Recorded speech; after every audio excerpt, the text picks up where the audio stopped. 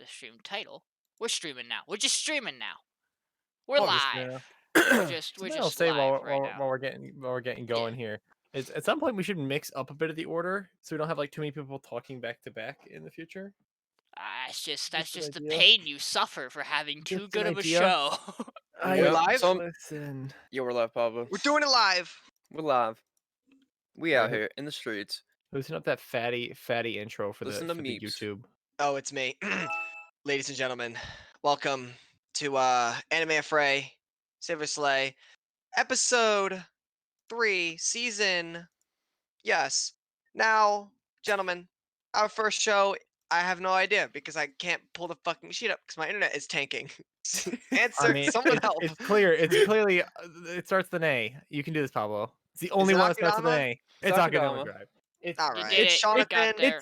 it's the ultimate Danganronpa Give meets me Ocean's 1 11. second, and we will Sean, get right tell into me it. Yeah. about Akudama Would you Drive. hold on like a Okay, minute? but like, what if we just started Sean, talking about it though? Like, I tell don't have time to me- hold on, dude. This show Alright, I'm doesn't let changing you my take name time to every hold time I on and fucking breathe. submit a ballot, by the way. Sean, Yeah. tell me about Akudama Drive. I will tell you about Akudama Drive in 1 second. I'm just adjusting the episode title on Twitch. I don't have a follow-up line, so I'm just gonna. Yeah, suffer. That's right. Sean, Exactly. tell me about Akudama Drive. So let me tell you about the greatest team of League of Legends ever in Solar Eclipse, making their ways to the finals Who? by taking down hot contested newcomers Valkyrie in a 2-1 series with the greatest League of Legends comeback in the history of this game. I might Okay, add. no, I can't let I that happen to this mean, podcast. Ladies and y'all gentlemen, must. welcome to week 3 of the Anime Affray Saver Slave podcast. I am Sean. I am joined by people who you've already heard talk, plenty. Wait, you're just -1. He's minus overwriting me. your intro, yeah. taking overriding my You're intro. out. You're Well, done. I think Pablo's was better today. What if I overwrite the overwritten? I think Dylan did pretty good at the intro. You're right. Hi, I'm You're right. Dash. You're right. Dylan killed it. Just in case you didn't know, there are going to be spoilers and harsh Spoilers. language, mature language that we are going to use to talk about these shows, because some of them deserve it.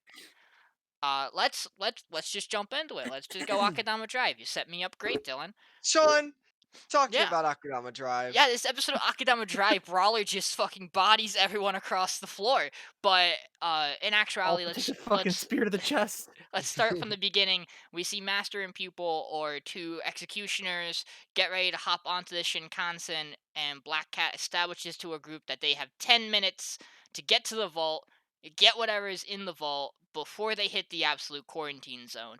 Just all we know at that point in time is the absolute quarantine zone is bad. They don't want to be in that. The executioners bust in. Brawler stays to fight them. Black Cat's like, Cutthroat, you also go fight them. You're good at that. And he's like, no, I'm gonna stay with Swindler. And they go, ah, shit, cool, fine. Courier stays behind to try to get his bike. He believes he needs the bike to execute the job.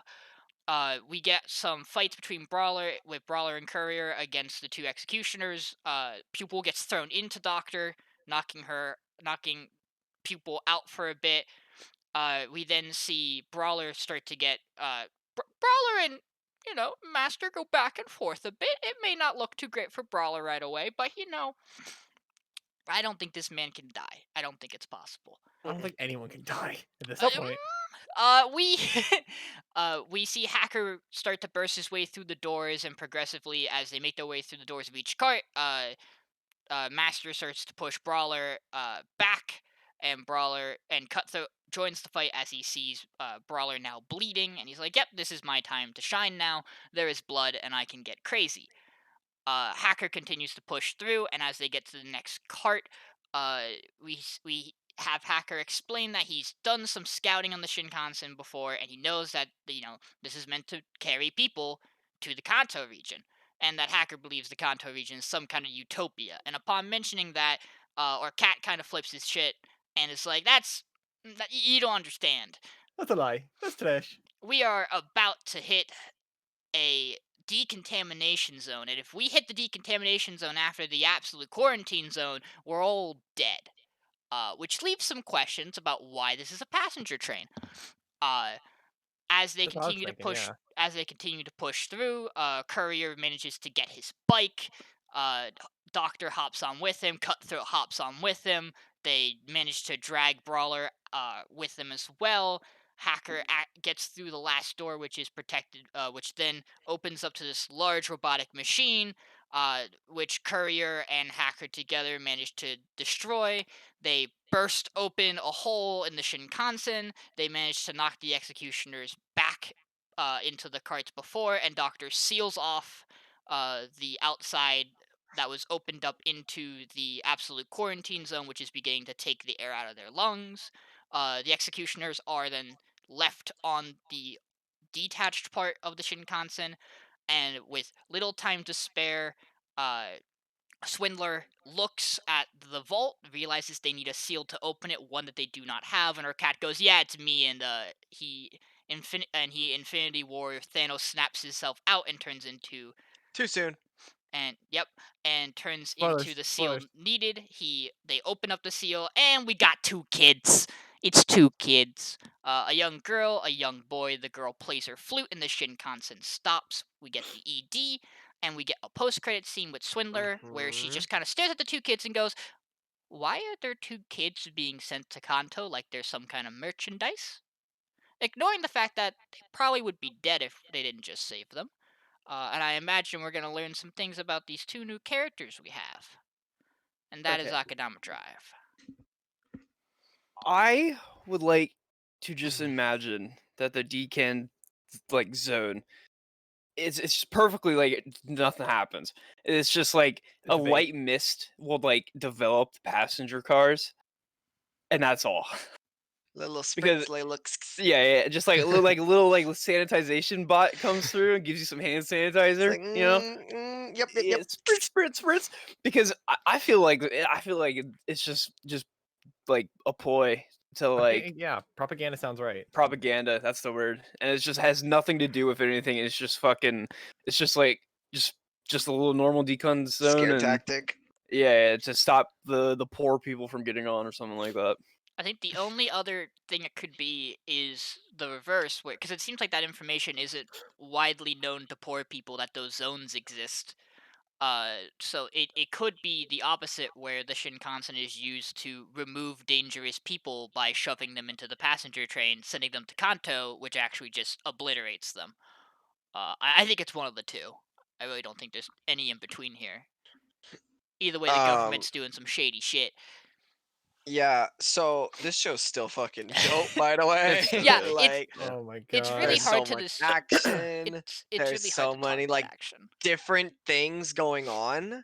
Like at the same time, like like they're literally fighting people while they're heisting the train. They're like, Yep. all right, you guys By just the go way, like by fight the way, we're on a them. time limit, and by the way, the time limit's up, so we're kind of screwed. But like, just get to the front of the Just train. keep It's going. fine. It's We'll just fine. Trust me. Oh, by the way, gone. All right, I'm a stamp now. Like, what the? Like, it wasn't even a cat. It was a fucking like. What was It that was a thing? child. It was, I mean, the What was the child, the cat? brother, No, what was the cat? It so was a just Why a did the cat cyborg. just hologram, probably. so evaporate? was the cat the person It's the boy. The boy's It's the voice was boy. the one speaking through the it. Yes. same person? Mm-hmm. It could be the girl too. So We didn't hear the girl say anything, so it could be like one like symbiotic like fucking mind here. okay, Like, Also, all the right, all girl right, was like all driving right, the train. Dodge, train all right, Dodge. too. Let's put that out there too. Is Oh, she? I think so. also, can we talk about the fact that Brawler caught a fucking bullet in his mouth and then Yeah, it's spit really it out good. and put it through the That's the most put it He through important thing. spit it Kakashi out Wanabe's the shoulder? same velocity it was Like shot. the man put it through Kakashi's shoulder like it was nothing. Okay, But Kakashi, I'm, like, I'm hold referring to on. this guy as Kakashi because we don't have a name for the exterminators yet. We He's just have just exterminator master. A and exterminator B. I They're call him master and Kakashi pupil. because he's got the mask and he makes sure to cover his Hey, face. So there's it's a better Kakashi. version of Kakashi coming up. All right, But let's like, put that out there. Well, we can but talk about that like, later. but bro, dude, it's so sick. Like half of my notes in this is just in all caps because there's just so much going on that's insane. It's like Yeah. why did they go into into this contamination area and it's just a fucking wormhole like looking thing. Like it looks like they're going in another dimension. It doesn't It look like nuclear like fallout. Like, yeah. I It also love also didn't kill them right away, No. well, which is they're kind of inside the train. interesting. Yeah, that's the interesting thing too. Is it wasn't as bad as it seemed at first. Another point to make too is, um, why like I love the banter always like in fights like these where it's like the fucking pupil's like, God damn it, what the fuck? And then you have Courier just like, watch your fucking mouth, and then just like shoots him like in the shoulder, and is at the same time the doctor's like, man, you really just have a soft spot for girls. And he's like, shut up, just shut up, He's get off So my I'm bike. actually yeah, Why just are a you on my bike? feminist. you're a Just get out of here. feminist, huh? Yeah, and Brawler meanwhile just shucks the people directly at the doctor's face. Oh, yo, we are missing something, by the way. How dope was Cutthroat when he was serious, by Yeah, the way? no, he's wonder. There is No! there is not a good way to talk about this show's action You because see it's just red. so You are good. red. Oh my god, everything is just so it's just turned up to 11. Everything's just turned up to 11 in the show. And like if anything is going to dethrone Jujutsu Kaisen for like the show of the season, it's going to Yeah. be this one Oh yeah. I because think that the two. There is it's a just sick. clear line of like The top the 2. two good Yeah. shows, and then everything else is like, okay, Yeah, this it's is there. kind of good. Now it's becoming shit, and now this is kind of good again. Yeah, I I have. think. Go ahead, Sean. I was gonna say I have like the when I look at the shows, I'm like, how did it do this week? I'm like, well, here's Jujutsu Kaisen, and here's Akadama. Oh man, there's such a gap in It's a like massive Man, I gap. have to hold like every show back a bit when and looking at Yeah. it. Climbing Girls was cool, I get. Like the Tonikawa's still wholesome. Like Anyway, I think there are a couple of really strong episodes. There are 1 or 2 really strong episodes yeah, this week, yeah, but that's my for opinion. sure. And I'm I sure think we'll it's differ on that. But like I think this is a weaker week because we're hitting that mid-season lull where it's like you get your filler episode or your setup episode or your training arc, you know. Like a lot of the shows are kind of like going back into that winding down phase of like, okay, now we have your attention, we can like assume you're gonna stay with us, right, for a bit. Whereas we're mhm. like, listen, if you're losing our attention here, you're off the program. So What? I've never thought that. Anyway, Dylan, so Pablo, is there any Pablo, tell me right now, is there only 2 shows that you saved this week? I haven't voted yet. Dylan, Dylan, I want to Yeah. ask you because I think you said it last week, and if I'm wrong, chime in if you were the one who said it. We talked about potentially one of our Akadamas being a traitor. Or Yes. some kind of executioner. There is a I don't remember what exactly it said. So but one of the but Master I believe said something to Courier this episode that struck me as like that he Mm-hmm. has a pre-established relationship Connection. beyond the earlier encounter they had, which I think is really interesting. Courier doesn't strike me as an executioner though. He'd probably have to be like one of Dude, the he more is. stealthy ones or like one of the like he's I definitely think not he's definitely not like the high tier combat oriented executioner, right? I Because without his definitely bike, he's pretty think meh. there's a possibility of him being an ex-executioner. He did something in his job to get removed of the title of executioner, which is what gave him his years. It was what I thought when watching it. I think it's going to be interesting to certainly see because I'm very curious. This show has me worried, just due to visual metaphors in its ED and OP. Uh, the ED shot of her cat is it dissolving into lights.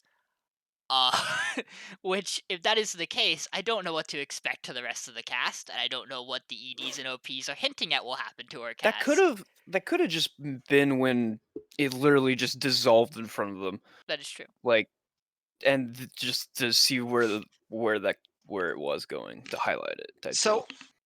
I think where Akudama is going to have problems is if they stop for an episode.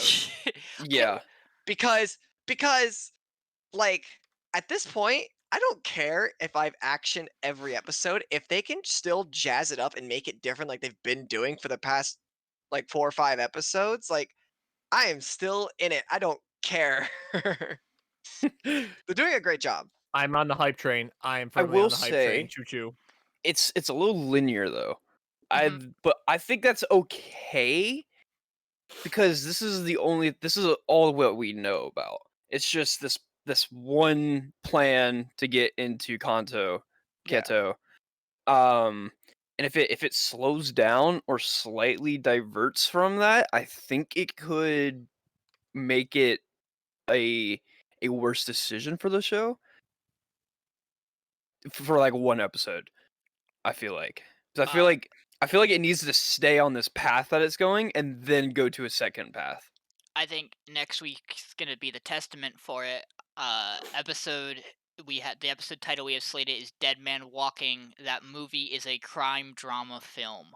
So Ooh. this might be more centered around some backstory, especially for these two new I, characters we have. Man, what was this episode's title, by the way? I'm Uh, okay with this one was Speed. Speed. Yeah. Speed.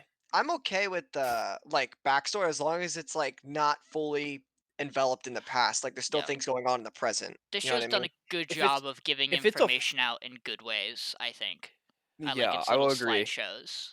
I will agree. If it's like a full episode of nothing but backstory, I think it could hurt. I don't I think mean, the show has time for that. I don't think the show has time to like That's set up what a I'm full episode saying. of backstory. I Yeah. think it has to like intermingle it, like it's been doing. And I think they're doing an excellent job with the pacing right now. Yeah. I'm Yeah. on for the ride. Like, put me in that fucking passenger car and let me just watch it go. Yeah, I agree. definitely want to see some hand sanitizer spritzer bots just come through and just give them a little clean their hands for the little corona, you know? Yeah. You've entered the COVID-19 zone. Please use hand sanitizer and wear your mask. Remember to social distance while on the train. Yep. Well, if we're good with Akadama, Oh, I need Jackman, more. am I going or are you gonna go to talk about by the grace of the Uh, gods? uh, I can handle it. you got it. You got it. I'm I trying to got it remember quick. it. I have a pretty nice pause, and I think I have a Oh decent grasp of God. this. Ryoma gets rewarded for cleaning up all that terrible bathroom stuff the previous episode. Mhm. And as he wakes up, he's greeted with a wonderful treat of food, just amazing food. Uh, I'm trying to get her name. Elia. Elia, yeah, Elia. Yes, We'll call we'll just call her they call Ellie. her Yeah. Ellie. So Ellie makes him this food as kind of a symbol and a way to ask him, "Hey, can you please teach me that thing you talked about playing with magic so that I can get better at magic?" And he goes, "Yeah, sure." And the butler goes, do you want us to also teach you like magic?" And he goes, "I really would like to improve my combat magic." And we all go, "Oh no, he doesn't need this." And so they head out to the beach. Except They Pablo. Pablo's like, yes, he needs death. Corey. Bad. I think it's a Corey. Thank you. Yeah, they head to like this quarry area, and he starts to show Ellie how to mess with water. He picks water as the element to go with because fire is complicated to work with, and the other options aren't too, ice you can't do a lot with in terms of playing with it. Water you can do a couple of fun things with, and he shows her how to blow some bubbles and how to kind of mess and mold the water. And they play some hot potato with a water balloon. And then he kind of lets her do her own thing. He goes to train and practice all the basic types of offensive magic, and he kind of blitzes through it pretty quick. And the guy who's training with him goes, "Well, I guess I don't really have anything else to teach you." And or Butler walks up and he goes, "What if I taught you space magic, more space magic than you know?" And he's like, "You can do item box, right?" And he's like, "Yeah." "Can you teleport though?" And he goes, "Yeah." And he's like, "Can you teleport large distances?" And he goes, "Oh, you mean warp?" And No. we watch him learn how to warp, which he does, and then he spends the whole rest of the evening trying to learn how to make a bigger item box so that he can shove every single slime he owns into it. He gets so focused on it that that is what he spends the rest of the day doing. And once he's finally accomplished it, they head back home. Uh, and then the next day, they head out to the mine to practice combat skills. Ellie gets to murder some giant mantises with her magic.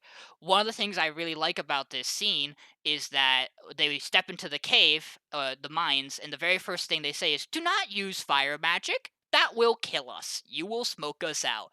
That's really neat and not something a lot of fantasy engages with. So to me, I really enjoyed that. We then have Ryoma just body through like 20 mantises in melee combat. With Uh, 4. and after Yeah, I know. the action here is not the greatest for the hand to hand combat. Uh, but it's not terrible. Uh, The job done. we then see Ellie discover a metal slime, which tries its very best to slowly escape the horror of being a familiar. Unfortunately, it does not, and Ellie returns and gives it back to Ryoma and goes, "Hey, you should have it." And he goes, "But you should register it." And she goes, "No, I want you to have it." And he goes, "Oh," and he just stares at it for a while. And she goes, "Shouldn't you register it?" And he goes, "Ah, yes, sorry, my bad. Metal slime." And we learn that the metal slime feeds on minerals, iron, and we watch him do some real ass alchemy. not like bullshit alchemy, like real alchemy. And they go, oh yeah, you can do alchemy, huh? Let's get you set up with the merchants, so that you can start selling your items. And they decide to keep his identity hidden, so that no one starts to like cause any problems because he's a kid selling all this great shit. We then get our setup for next episode, which is Ryoma and the crew of the adventuring guilds are gonna go out and clear the mines together of the giant mantises and potentially more. And that's the episode, right? Yeah, Okay. that's Pretty much, basically yeah. Okay, it. okay. Go ahead, Go Dylan. first, Pablo. I made a wonderful. I remember this episode vividly. At least what I was doing. So I made a wonderful cup of noodles. It was more like a bowl. It was a lot. And I noticed halfway through the episode that I was more concerned about my noodles and the food I was eating in the actual episode because oh my god, this was boring.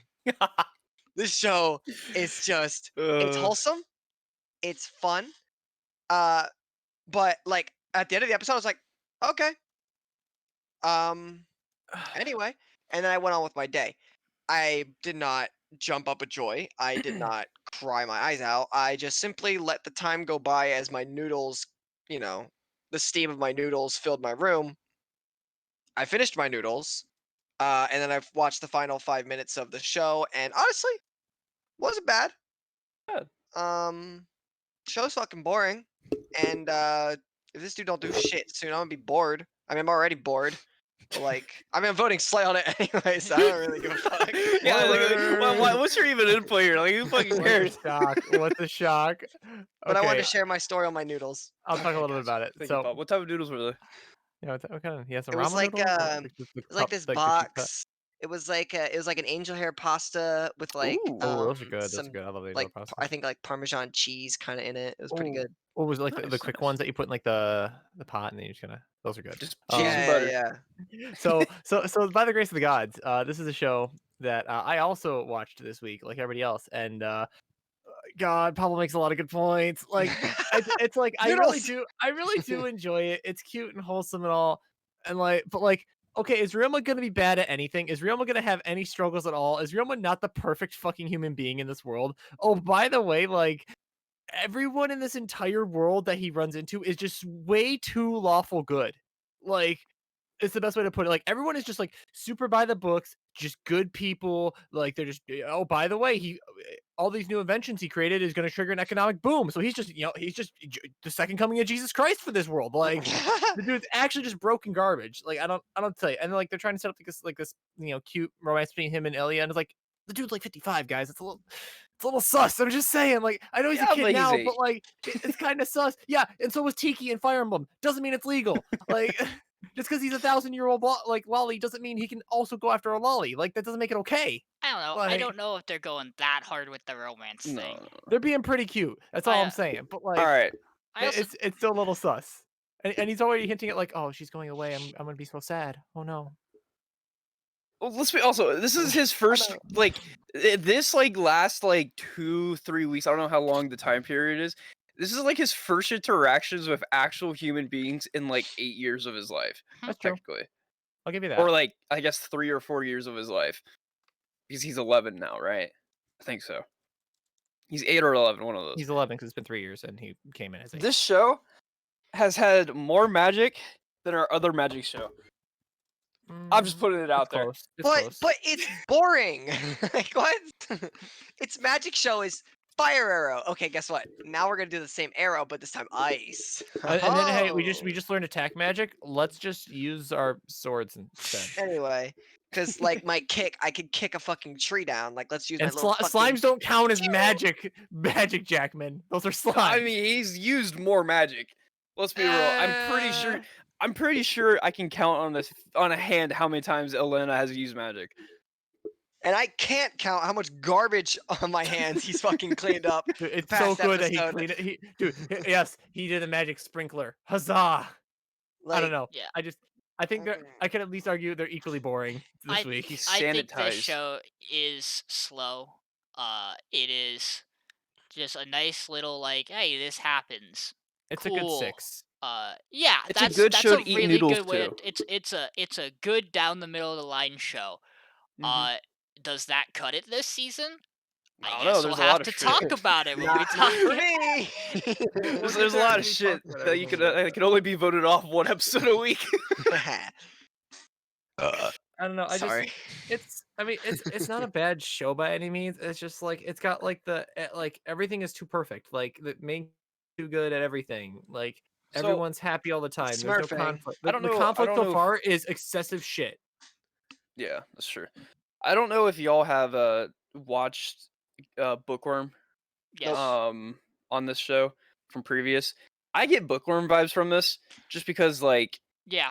it's a kid who's really smart, I guess, or not smart, but Talented. he knows stuff from the other world, and all he wants to do is just hang out with these slimes. But at the same time, he has all these wonderful inventions and all that. It would be really cool to see how his inventions go. Maybe this next episode to see like how fucking dirty rich he becomes because he's getting 100% of the profits he makes. But By the way, I don't want um, to watch a fucking anime about just a dude getting rich. I don't want dude, to watch the the story dude's Mr. getting into Monopoly in stocks. Candy Cane Lane. Like I don't care. Like what? Is he gonna invent the fucking stock market soon? Like that's Mhm. gonna be so boring. Yeah, but Go fight this something. Go fight a dragon. I don't know. you could tell me this in Wandering Witch were both in the Bookworm universe, and I would believe you.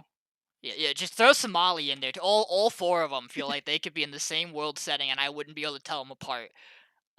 The only difference is the level of magic in some places over the other. Uh, I don't have much else to say on this right now. I can agree. I'm I think pretty we can done. move on. Yeah. Next. Yeah. Okay. Dylan. Fuck. Wait. Not next. Keep talking. The day I They became a god. God. All right. So I should start off by saying, my ramen chick owner was not in this episode. Nope. She was Nope. not. She one hit wonder. However, anyway, so this In, episode in a starts twist out. that surprised I don't literally even nobody. remember this episode. This episode starts out with the hacker guy, okay? And basically, he's hacking for this like company or whatever, and the company's trying to find any information on this physicist that they're talking about, right? Remember from a few episodes, 2 episodes ago, I believe, or maybe it was last episode. I think it was last I episode. think it was that last episode. Yeah. But and it's this girl, this woman, I guess is the CEO of the company that hired the hacker man, is interviewing one of the physicist's friends. And it's a really weird interaction because obviously we know nothing about these characters. We just are just kind of just following along this random mystery that they're a part of. And the girl interviewer is basically asking questions to this physicist. He's answering to her, and he kind of like hints some things at the end that maybe will kind of foreshadows maybe she has some personal ties to the other physicist that she's trying to get information from, because, and I quote from the physicist, she's been using his principles of whatever to have a successful company. That I'm sure we'll get into more, but anyway, back to our fucking degenerate squad. So our main character and screamy all the time bitch are watching TV, and they're playing some fucking game, I don't know, and he's giga Mojang. simping over the fucking Probably Dragon lawyer. Quest. There's this lawyer chick who runs a tournament for that game, and Hina It's is a just card like, game. It's it, Or it's mahjong. dice game. it's Mahjong. It's dominoes. literally Mahjong, mahjong. yeah. It's literally mahjong. I don't know what that is. That's Anyway, okay. Neither does he. We know. Yeah, neither did Um, he. so Hina goes into an online basically tournament to enter it and just destroys everyone and gets first place. It's like, by the way, now you can go personally go simp because you're gonna go win this in-person tourney. And he's like, I know nothing about this fucking game, you absolute idiot. And she goes, it's okay, I will teach you my methods. And he's like, oh, here we go again. So he goes and sits down, and that just the most not needed scene of the hardest game of mahjong or whatever. Just everyone's just going ham. He's fucking sliding the fucking dominoes. It's like poof, poof, and it's fucking going up in the air like in slow mo and shit. And he's like, fucking 1, 2, compass, bitch. And they're not even like actual moves. He's just making it up on the fly. Bullshit. But the lawyer chick's like actually blasting herself under the desk because she's like, I don't even know, but like, oh. She's just fucking being He's a blasted prodigy. himself. But so he fucking wins by totally cheating. Bullshit. Yeah, cheating. Cheating. Like, Making actually, up new mahjong. like, it's actually like if you were playing soccer and the dude walked up to the goal and just kept kicking the ball into the goal, taking it out, and then kicking it in again, and just saying He's that he scoring won. points. Yeah. Um, Ugh. so he wins, and the lawyer chick comes up to him. She's like, you won the tournament. That means we have to have sex. And he's like, whoa. Does I it? totally signed up for this to do that, but no. And she's Oh, like, I hate him. what? And he's like, yeah, see, I really wanted to have sex with you, but no. And But she's like, like, I'm okay, there's no reason, by the way, and I want to do it. And he's like, I'm leaving. So he leaves, and his friends are like, I don't give a fuck. His friends are fucking watching, and they're like, what happened? Did you have sex? And he's like, no, I said no. And they're like, what? This was all a waste then. He's like, yeah. and that's it. And that's it. By the way, That's it. 13 days till the world ends. Yep. Yep. Yep. I think it's even less now, isn't it? Can I think go? it's- I think Yeah, it was 13 I last think time. it's the best show of the season, guys. No, go I'm ahead. gonna go out Yes, and say Sean- it. I think Sean, it's the go ahead. best. So like, I actually think this episode's really funny. It was. well, It As was someone who funny. That's my doesn't problem with it. understand, so there are I think there are two ways you could view this episode. You don't understand mahjong, and thus you don't know what the fuck's going on, and you're completely zoned out the whole time, or you don't understand mahjong, and it's just fucking hilarious to watch him blunder his way through with Uno rules for half of the episode I, of how to handle House it. rules, Or you yeah. understand mahjong, and I don't think you're a real human being. I mean, that's the third option. I just didn't care. Like, I don't get mahjong, and he's just blatantly cheating. Is all I get out of this episode. It's like I don't care. Just like, I- what is going So, on? I think This it's show- funny. Yeah. What's I will it? agree. And That's I, pretty funny. I think it's funny. I think this and the ramen episode have been really funny for this show. Yeah. This is really tough for me because I don't know if there's a lot that this show has done that makes me think it deserves to stick around. But I also know the studio doing this, and I know they like to do fucking bonkers ass bullshit along with their comedy, which is probably what this hacker plotline is. And I mean, I'm interested at least to see it through to like maybe a little longer. Like I at least get joy out of watching bits of this show's humor. Personally, I also don't think Hina's been as bad as she was in episode 1 and 2. That's fair. It's because she hasn't been in the show She for like hasn't more been the than like focal point of the and last that's 10 seconds, episodes. And you know what? yeah. I'm fine with That's that. fine. Yeah, yeah. And Which is good. So I also do think when she's there, she's not nearly as As bad as yelling the as first I episode. think episode 1 was a super Yeah. exaggerated her, and 2 it seems like she's mellowing out a little and getting used to kind of used to just existing there. I don't know where this show's going. It has 13 in show days left to do something. Maybe. that is so fucking true. I know very much where this is going. It's on my slate list because the show is stupid and I hate it. Okay. It's just Okay. nothing. I no, hated no, this show talk, I didn't too. even think it was funny. I thought it was just stupid. Like, I like, think this show. there's a difference between comedy and just blatantly stupid. Yeah. There's a thin line, but this was on the other side of said line. Okay, but However, hear me stupid out. comedy's kind of good. Hear me It out. can be. Sometimes Dylan is just plain stupid, and it's fucking It hilarious. can be funny, but not when the entire episode is just stupid. Like, do something else. There's other things that could have happened in this episode, but nothing else happened. Yeah, I no, I like can Just agree. this. I can agree that nothing happened. However, Yeah, except for him winning did you a fucking expect reward. something to happen? No, I don't see the that's problem. why it was on Don't the see the slate list problem. before. I don't see Okay. the problem. Okay, Now, You're right. Hear me you're out, right. hear me It out, met hear me my out, hear me out. expectations for the week. Jackman, It go ahead, didn't Jackman. hear me out.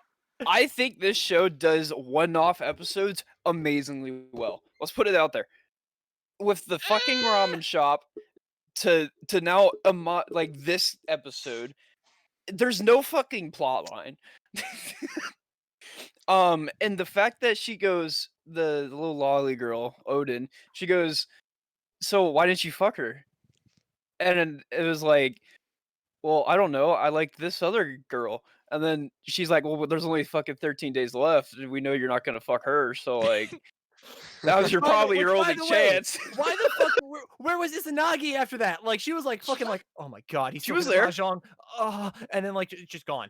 Like, No, where's no, her no, no. The She one was congratulations? chick was the one blasting. she was not that into his mahjong. She was she more was like, just what the like- hell is he doing? I know the rules. This is Yeah, he's like, dumb. what is this bullshit? She was And also then she like, oh, just this is dipped. groundbreaking. He's so genius. And, Like, and the main character is just like he was just googly eyed over this one chick the entire episode from seeing her on the news, and then finally comes the whole reason why he's here, and he just bitches out because he's like, yeah, I like this other girl. yeah, that'd be Anna Kendrick for me. And the I can world's relate to that ending. part. I can sit for something like that. I but, also like, do appreciate that the sexual innuendos are just also mahjong references, so it Yes. continues to go over my head, and I'm like, I Your don't long- what understand was it? mahjong Your long- references. your long infinite. compass or something like that. I didn't get. And I'm any sure of it only it. gets longer. Oh, at the end. Oh, that part. Yeah, no, that part I did understand. Okay, but you can show me your. There's so I can't many remember more the lengths fucking we can word. go. Infinite Rio? chain. Is that That's what Infinite. Infinite can show your Rio. infinite loop. Rio, and I'm sure it only Ricci. gets longer. It's Ricci, yeah, it's Ricci. That's the term. Ricci. Infinite Ah. Ricci. I just. It Ugh. was like it has like brief moments, but like. Also, just- his friend I also can't has get a over god name, by how the way. boring Yeah. it Forgot to mention that. is. Yeah, he's Izanami. Yeah, something like that. No, No, that's the girl. Izanami's the girl. The guy has one. It's like a Shura or something. I forgot yeah, the it's name it's too. it's it pulls from Hindu, I I think believe. it's Ashura. Ashura. Like the Hindu god. I just like Yeah. the fact that he's literally. I'm pretty sure it's like they're actually gods or something like that. Or They're it's surely just gonna like, do something I fucking don't dumb. care. I don't think the mahjong, Giga Simp. I don't think the plot has come along that far in the author's mind yet. Like, No. it feels like every nah, episode it's different it's version there. of a The filler world's ending. episode. 13 days. Every 13 episode is a days. different episode of filler until the world ends. That's what Yeah, the show I is. just like how sound they're mad just about they're it. just I they're just am. fucking around. They're just like wanna see, they're like, not what trying they to do find with it. anything. Like Yeah, once I know what happens after the 13 days, this show could go in the trash. I won't Yeah. care anymore. I just want to know how they fuck five it up. episodes for it to figure out what the fuck it's doing, and it still doesn't know. At the rate we're So- going, we should be at the end of the world at the end of Okay, next okay, episode. okay. Then answer me this question. That's true. How come? I How think come it's in like one 8 episode? episodes or Hey, 8 days left. I couldn't. I don't remember. There's How 13 come, days left. how come in one episode she can get him to bang a lawyer, but he can't get him to bang the one girl he wants to bang for the first 4? Because she already doesn't fucked want that him. up though. Yeah. Come on, She villain. actually Women wanted have him. voices too, okay? And the women say no sometime. Yeah, but okay, it's okay if they're horny for mahjong. Okay, but like she was blasting herself under the table. Like, what do you want from She's her? blasting herself on the table like Code Geass. Like, I don't get that reference. Like, don't spoil that shit to me. okay, you know, That, calm down. no, it does not matter. Don't worry. Yeah, you get it, Sean. yeah, I do. God, that fucking scene's great. I just done. hope I'm I done. hope to God it doesn't re-zero us. We're not Like, spending it 40 just- minutes it just talking about this skips, shitty show. like next or dude, if it just goes from 13 days to like 5 or something like that, and like it just like re-zeros us and we go back to episode 1, I'm gonna lose my mind. I think I'm If gonna it goes- drop if the it goes fucking 8, episode. 7, Sounds right like there. you've 5, 4, already 3, lost 2, your 1 mind. from I here. think we're I'll okay go to fucking fucking it's- scream. It's just Okay, gone. before we move on, boys, place your bets. Are they living in the simulation? I don't think care. I I mean, if they're that lawyer there, though, like, go ahead. No, I feel like Grace of the Gods is more of a simulation with how perfect Ryoma Kirito is. No, I think Grace of the Gods is a simulation because the gods literally said it was. Also true. Dodge, I have an important question for you. Do you like any show this week? I liked a lot of shows this Akidama, week. Akidama. Specifically not those two. Let's All right, coming in big 3. Here we go. let's talk about Iwakakaru. Perfect. Nothing a lot happened this episode. They go to the sports climbing event. I think right, yeah. They're at it They're at the actual event after their 2-episode training arc. And we learn essentially that it's basically just everyone goes at once and they just do their own climbing to qualify for the upper level, and you get a little tier level of like the stages and qualifying rounds and all that. And it's like the top 6 or something like that compete at the end or something like that. 20. Is it top It's 20? 20 right now. Top I 20 think they make the trim cut. it again. I think it trims Yeah. down to It 6. trims again, but like yeah. And we see our main girls. They're doing their own Whew. thing, learning how to climb. You get a really good introduction of the different schools, the 2 other really good schools, I should say. That are like the White Panther or Black Panther and the spider chick. Yeah. And we actually learned that they were given these nicknames for their like abilities and whatnot. The climbing And styles. our main girl, light purpled hair girl, she's studying the route that no one has actually attempted yet. And she does it successfully in one go. And we get a little character development of our little redhead girl.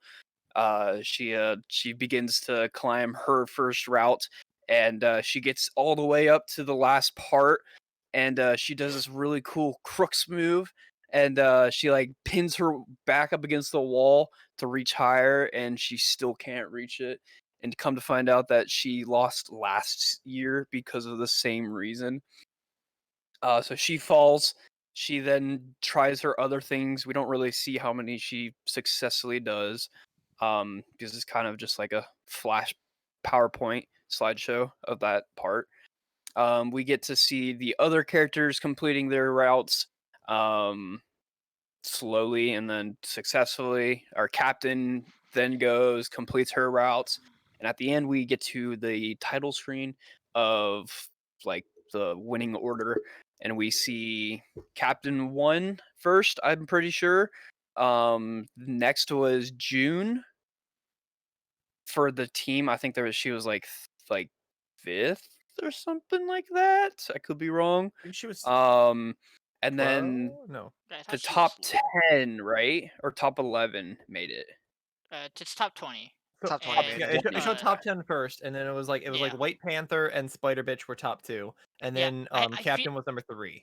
was she? I could not see where she She was on was the 3 because scoreboard. they said I couldn't. they I said she think she was completed either 1 7. or 3rd, She something like completed that. like 7, so she was not really number 3. No, I think number But the 1 other was 2 completed were the only 2 to Spider. complete 8. Okay. It might have It been was Spider Spider was Um. 1, Panther. Panther was 2 because Panther made like 1 fall. It was Any- one of Anyways, those 2. They were talking. I couldn't tell Our who was who. 3 girls make it in the top spot to move on. When our redhead girl, she failed. She was like just out of the range. We get this little moment of her just sad and running, and the captain runs after them, tells the rest of the team to give us a minute, and you get a little sad scene of just what you would expect for losing at a sports tournament. The loser crying and the victor trying to help their team come back together. Yeah. Because I still think they're together as a team, because I think it is a team and individual. I think it's probably both. They probably get awarded based off team Yeah. placement, and So then I like think also individuals. I think they're still together as a team. It's just that this top spots for individually were top 20 or something like that. Move Mhm. on. Get a little scene of them, a little flashback of all this happening in the past, and the same thing goes on. She can't reach anything, and just the captain cheers her up, and they hug, they cry, and then June and our other girl, they see Konami. this, overhear it, and then they go back to the gym all determined, and that's the end of the episode. Can I take a moment to appreciate that the only girl's name that Jackman knows It's is June. June, It's and I June, respect yeah. that simping. I mean, it's 3 letters. It's 3 letters. She's shredded. She has the top casual outfit. It's fair. I think this episode's fine. It's a think it's fine. sports build-up I episode. agree. It does what it needs to do. It does some stuff with the characters. We'll have to see how much more in depth we go with some of them. I'm really interested in this show's progression because I actually have no idea like how this show progresses after this tour. Like, I imagine we're here another Yeah. episode or 2 at this tournament. Maybe I would hope 1 because it's really hard to judge this show on like how long it should spend its time doing things because I don't know. I don't know how rock climbing works. I don't know how the competition should shape out. So it definitely to me this is definitely probably its weakest episode, but it's also a setup episode to start a I think so tournament, too. so that's how I I think feel. I think once it drops down size of how many people, I think then it will become really cool. I also forgot to mention that the pop idol rock climbing girl was there watching, I guess scouting for her competition, and she took interest in our main girl, um, which could hint at something later down the line, but who knows? Ooh woo, poaching. Ooh woo. Pablo or Dylan, you voted this off last week. yeah, what's your Oh, thoughts? I did. Yeah. Wow. Wow. Well, he voted Very everything off sad. last week. Very sad. Very No, he Yeah, sad. didn't so vote. He didn't vote Day I Became a God off last yeah, week. That I is Yeah, mean, true. yeah. let's Why be did you vote this honest. show and not the day I became a god, Pablo? Why are Okay, you no so this longer in the June fan episode, club? Hmm. Uh huh. Uh huh. um, I watched it last night, Okay. and I fell asleep watching it. Fair. And I woke up in the middle of the night in a hectic craze because my computer was low battery. And I went back to where I was and I groaned very loudly because I was only a quarter of the way through the episode. So I finished it. I finished the episode. And let's just say I would have much rather gone back to sleep because I wasted my fucking time. It's just a boring show. Like they're doing the same thing. Just there's people around. It's the same as episode 2. It was the exact same thing. Except you get the sad scene from Nonomi, and Konomi's like, "Oh well, I got in. Like, woohoo for me, but sucks for you, bitch. Okay, bye." Um, but like that June's just the same person the entire time. Like, obviously, I simp for casual June, but like June's just like, "We have to get better," and I'm like, "Okay, that's all you say, by the way. Like, you know that, right? Like, we have to be better." Konomi doesn't know what the fuck's happening. Um, and I still don't like how the Spider Queen chick has bunny ears. I don't know. That's just me. But yeah, I don't know. Show's just not enjoyable to watch. Just whatever. I think it's very generic and agree kind of to that, but I enjoy this show because it has great camera angles, and Well, so we that, also get to watch some quality it actually does give good actual like information on rock climbing, which is the yeah, weirdest thing is like the detail that the show has is actually like real. I really appreciate that, but like I mean this is about as interesting as you can make rock climbing with two things, sports anime and cute girl. That's about as interesting as rock climbing is gonna get I don't know. outside of going and doing rock I climbing. think extreme rock climbing, super high paced action would be fucking amazing. It could be. Yeah, yeah, It but could be like really you know good. that they're not gonna fall off the cliff and die. So like, what's the point? I mean, but what if they did though? Yeah, then it'd be a horror show. This is anime. No one dies. But but but yeah, like at the same time, We'll talk like about the that. actual action shots are like they're the same. so slideshowy. Like they're not even like they're just doing like one motion and then it cuts to the next scene. Like they're not even doing anything cool. Like they'll just place their foot and they're like, "Oh!" What a and, placement! and Ah, then they it'll brace zoom in on themselves. their fucking foot angle for like a solid like Up the ass, five of course. seconds, and then Uh huh. it'll just go to the next Uh scene. huh. Like it doesn't even like show any cool like action climbing. I guess. I mean, it's rock climbing. Like I said, I don't know how much more we're gonna get out of this show. I'm enjoying my time with it. I agree, it's kind of boring, but like it's about as entertaining as I expected the show to be. Actually, it's better than I thought it would be. I'll say that much. And Sure. so far, like it's still not. It's not the worst, which is I why thought it was gonna be a Giga Hentai show it's when I not the first saw it, worst. so it's definitely better No. than I thought it'd be, but like doesn't mean it's good. That's true. What are your thoughts about this one, Sean? I think it's a run of the mill episode. I think, in terms of how I think it next week and the week after, most certainly, depending on how some of the other shows perform, are going to be important weeks for this show. Hmm. I mean, I think we hard simped super hard for this show for the first 2 weeks, and we're like top three, baby. Hype that off. Hype I that think off we're real quick. realizing that I mean, let's be real. maybe we were in a There's a little. chance. There was a chance. There was a chance at the start. We'll have to talk about I some I will things. say it did hint at some interesting things though. When they were kids, she noticed her leg being injured, and I'm wondering Yeah, if like that injury thing is this is gonna gonna come come come into back. play. That injury's gonna come into play or something, and then Konomi's gonna have to step up with June. But I also imagine. couple like side notes before we move on. Konomi looking more shredded, pretty pog. That's true. She did have a lot of working out She got that. from the She got last that training. nice that waistline now. Spicy. They hinted the potential injury, like I mentioned, and height is OP.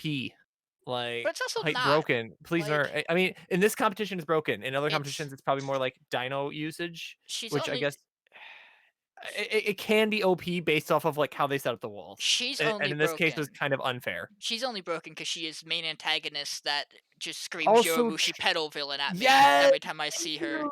Thank Like her you. body be stretching like that man's body, and it makes me uncomfortable. Why she just be tall and spooky? Like, why can't they just be like a rival? I Like, will say a knock that I have to this show is that, man, we are just throwing character types at the wall here and hoping something sticks for some of oh these my climbers. god. So- Here's the Some of them I nonchalant can't one. Here's the handle. cat one. Here's the spider girl. Here's the aggressive one. So- Do you like Here's the do you shredded one. do you like dance? Do you like ballet? Do you understand French? Because I don't, and that character just I zone out when I see her. Muscle Girl? Do you like Muscle Girl where Okay, muscles she's are power? shredded, She's and I fucking. simp for I her. think. I think she's not like on her, level the of other fucking. one. The other one, fucking Hulkmania over there. Yeah, fuck's the dude's Statement stands. You mean female brawler? Yeah. Female brawler, boys. Brawlette. Like there, Brawlette. if there was one character that I looked at and went, "I'm sorry, what are you?" It was the member of like the Panther team who was like, "I am basic. I just climb just like normal. a regular person, and I thus watch everyone else movies. climbs You can better step after on me." me. I like Analytical Girl from the Green School. She seemed kind of cute. I like her. The way she talks pisses me off. Ravel Konami. But So, like, Okay, I will say she's a gamer. real quick. She's a gamer. I think that the idea of them having like a power that defines them is really cool. Oh yeah. However, I don't think they're not using it enough. We don't want. There's Because, too many like- characters, not enough time to It's like sports yeah. anime. What do feel we like expect? it So, matters. I can understand the main characters, like the main rival schools getting an ability, and then like they're competing with that ability against each other, Yeah. type deal. I just think that they're not focusing on these three main schools and just like the three main characters.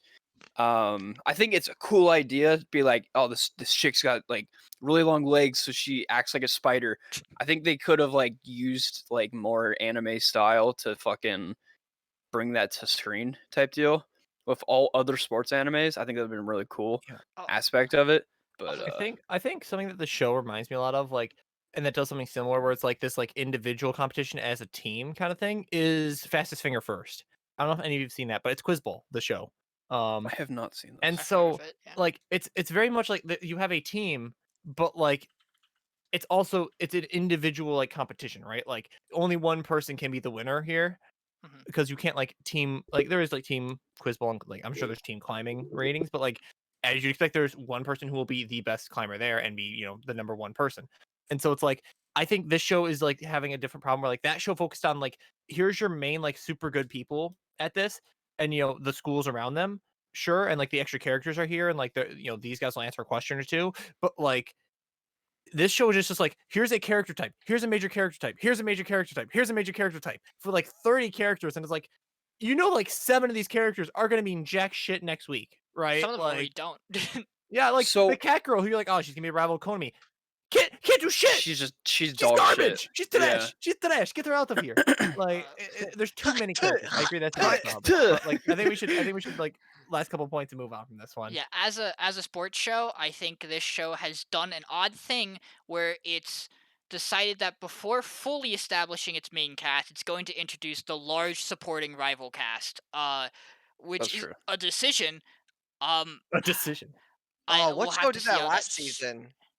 Lapis did that. Yeah, where we didn't have anything. I'll give Iwakaru credit. There's at least some stuff with some of its characters.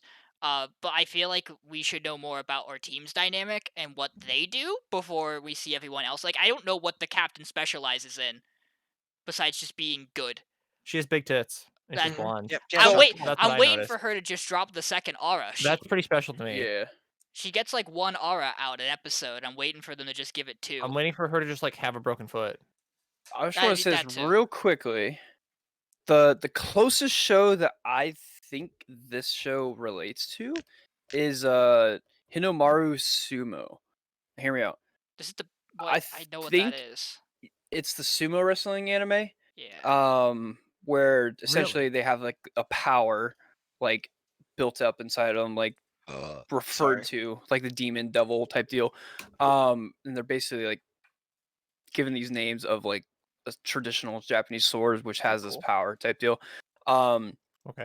They did a similar thing where the main character comes in and then is introduced by the supporting cast type deal. However, it just does it better, I think. I think it would be really good rock climbing if they just focus on the main people's abilities and like learn like what you said, Sean, learn what the team dynamic is. I Mhm. think if we get like a team or like a team rock climbing episode where like it's all 5 of them, right? I think it's 4. 5 of them. All 4 of them are just climbing at once on the same rock. I think would be really cool and interesting. I But think I don't know if that's a thing. I think this show to me the show's biggest problem is that it's trying to do a bit of everything that every sports show that already Yeah. exists does. So the reason why like they aren't like they're developing out our main cast, but they aren't developing the captain because a lot of sports shows go, "Whoa, well, you don't know what the captain can do yet. Wait till you see what the captain really does when they're serious." And then the captain gets injured, and that's I see that arc in the works, but Mhm. I it this show has to take some of its pieces together and really run with it. I think if it wants to stick long term on the show for Yeah. me. Also, the main character finishing exactly enough to qualify. Like, Yeah. I don't yeah, think that's that bad. it, That's it's whatever. it's I it's it's it's it's it's it's the generic plot line. They to didn't hype Like, it up enough to where I cared if she got out or not, to though. my true. They to also my only showed one fucking climb. yeah, to my boy Nathan, to quote him, if she got any higher, it wouldn't be realistic based on the amount of training we've seen from her. That's true. I remember, Yeah, man. you're I right. remember. She also could have just not qualified and had Nonami finish 20th. That's Like, also possible. I mean, she got super sight. She's a gamer. She's a cheater. It's Yeah, she's fine. just gamer mode, yeah. I guess. Are we good to move on? Yeah, I think please. so. Let's go to Unless, Are Yellow. you unless I'm sure? next. Are you sure Unless about I'm that? next. Do Alright, you need help with this, Dylan, or are you good? time to I get trust these That's a you. out. direct insult, by the way. Did you actually like not Can fall asleep you for this one? spell? Were you awake No, during this one? I didn't. I don't fall asleep during the ones I have to write up because I know I have to fucking Dylan, do this. spell noblesse for me. No. Anyway. Well, Bless. that's a start. Good. So, okay, this episode has like Regis dealing with the fact that like M21 got away, right? But Regis is like dumb in the fucking skull, Yes. and he's like, he was a bad guy the whole time. And everyone, we all know as viewers, to know. But Regis is like, "That bastard traitor, I'm gonna tell the director." So he tells fucking Frankenstein. And Frankenstein's like, "Oh, I Bad. didn't know that." Like, that's just whatever. So we go to M21. M21, by the way, is getting held hostage by the that group of like other vampires from the Union, right? And he's Not currently tied vampires. up, and Shark is just beating his fucking ass, and he's like, "Tell us what you know," because they're trying to find out where Jake and Mari are, the other 2 members of the Union that are we know that are dead, but they don't know that yet. So he's like, "I'll only tell you if you give me the information I want." And they're like, "Why does it matter? You're gonna be dead anyway. Like, just give us it." And he's like beating the shit out of him. And the captain's like, "Okay, wait. What do you want?" And he wants to know what happened to. Basically, he wants to know more about the experiments that he went under when, and like his comrades too. Like, he wants to know what happened to them, why they were killed, and like what the goal of like the experiments was and stuff like that. He just wants more information on it. Um, and they're like, "Okay, we'll do that for you, I guess. But you have to stay here and you have to tell us what you know." And he's like, "No." And he's like, "Fuck, okay, I tried." Um, and then he's like, "By the way, I would like some water." He's like, "Oh, you want water? I'll murder you." He's like, "You can't. You just said you weren't gonna." It was really cringe, but whatever. Um, Don't forget the ramen. so I've yeah, heard. I've heard. okay, I don't care. So He also wanted ramen. So then one of the guys at the Union org, Tao, he's the hacker guy, he meets up with Manabu. And at the same time, purple hair guy, whose name is fucking Takio? Takio. I think Takio meets up with you and Syra, and they have they're basically backstory moments with these characters. So Tao's talking with Manabu, and he's just like, "Oh, this guy's pretty cool, like blah blah blah, like I like this guy, blah blah blah." And Manabu's just giga simping for Tao. He's just like, "Let's have sex right now," and he's like, no." Can I call you the brother? And Tao's just like, "Oh shit, like someone actually showing affection for me," and they just relate under the fact of we're the ones with the real talent, like they're just big and strong, that's all they got, we're the real ones. And he's like, "Yeah." So they relate on that level. And then Takio's talking with you and Syra and basically talking about, what does it mean to have someone who means something to you, and what you would do for them, blah blah blah. He thinks Syra and you are dating, and he's like, "You guys dating?" And you's like, "I are we?" And Syra's like, "No." We He's could like, be. "All We right." could All right, be. that's fine with me. Just And wanted he to was get like, that out there. he was like, hypothetically though, what if we were? And Syra's like, "No." And he's like, "All right, fuck." But we find out that basically Tao is just anytime Shark or Hammer wants something from him, they just basically just say "I'm gonna beat your ass." And Tao's like, "Okay." And anytime uh Takio we find out his sister's being held hostage by the Union. And there's this scene where Shark basically tells him "Oh, I know you've been letting people go and not killing them to tie up her loose ends. Well, I went back and killed all those people that you helped." And there was this intense scene where Tiger is like, "Oh shit." And Shark's like, "Yep, I did what the captain told me. You can't say I was wrong because the captain told me to do it." Um so um give me a second. I got lost in my notes. Oh, There's you're good. not. You're You're doing really good. You're doing close. There's good, not a pal. You're lot close. left. You're I almost know, You've I done there. know, I so know, I know, I well, know. Dylan. You've done So so. I'm so impressed. shut up. I hate all of you, by the way. um Say it Yeah, again. so then Regis is I think he's just fucking dumb as fucking walking in the park because he's just like, "Oh, this is a smart idea last time." Um, and Shark and Hammer basically come at him and they're like, "You're coming with us." And Regis is like, "Well, now you have no one to I could go all out, kind of like Master. I'm sorry, just this once." And Shark is like, "Oh fuck, you're a fucking noblesse." Like, okay. And he's like, "Hammer, give me one of your steroid pills." And Hammer's like, "Okay." Um, Okay. and he fucking gives him this pill, and he just turns into Gargantuan Hulk Shark, and he's like, "All right, it's fucking fight time." So he starts going ham, beating the shit out of Regis. And Regis is like, "All right, bro, you turned on your Super Saiyan, but I got the Ultra Instinct, by the way." And he's like, "Phew, oh my wash into almost fucking kills Shark. And then Hammer's like, "Oh, by the way, I got you and Manabu, and I have them hostage right here." And he's like, "What? Oh fuck!" Yeah, just out of nowhere. Just fucking literally out of nowhere. blinked out of nowhere. And What the fuck? Regis is like, "Oh fuck, shit, no, I can't fight." So take me too, I guess. And the episode ends with Tao and Takio talking to each other, and they're like, "Yeah, fuck, bro. Humans are kind of dope, by the way. They're not even that bad." And then they walk inside to see Manabu, you, and Regis all tied up, and there's this standoff scene where it's like, "Oh shit, shit's about to go down though, because we have conflicting interests." And and Frankenstein and Rye are about to mobilize basically because at the end of the episode, or was it the after scenes? After scene. Cyrus "My connection with Regis has been severed," and Frankenstein's like, "Oh, time to kill people. Let's go." So they're leaving and they're gonna meet up, and this next episode's probably gonna be dope. Yeah, finally. Okay. This I episode's like so this. I needed. like this It episode was though. so This needed. episode's really good. I like this episode. Oh my god, it needed to happen so bad, but oh my god, every time it's my life as a teenage noblesse, I'm just Resident Sleeper, and then they start doing stuff, and I'm like PogChamp immediately. It's just okay, but he's just Super Saiyan 3. Okay, but he's just Super Saiyan 4 now. But yeah, I mean, what are your guys' thoughts on it? I know Jackman wanted to jump in. So I was really hoping for a nonstop action episode. Yes. Because we left off with him being taken. We just knew that he was being taken. Well, I guess left, right? And there was nothing really said early on. And it was like, oh, I guess the security guard is just gone for this entire 2-3 days episode, I guess. And you didn't really say anything. Rye didn't really say anything. And then they came into with Frankenstein and the white haired dude, and it was like, yeah, guess the security guard was bad after all. Kind of just left. And then Frankenstein's like, wait, maybe he was bad. Maybe he was using me. Maybe he was only using me to get closer to Rye type deal. And then the action happened, and the action was good. It was okay. I was like, this is what it needed.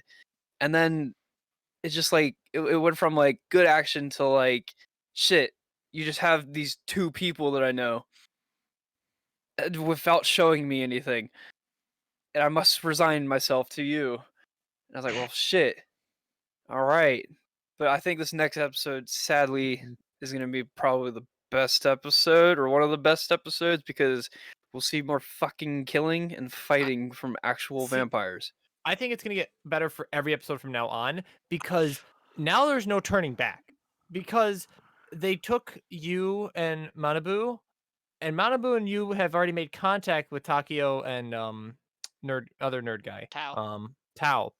So the second they put those two together, like if they recognize them and say that they recognize them, they're gonna be dead by the Union regardless, or hunted by the Union after this anyways. So there's no going back to like the normal teenage life after this for those two, which is why like this is the point where it's like, okay, finally something's gonna happen.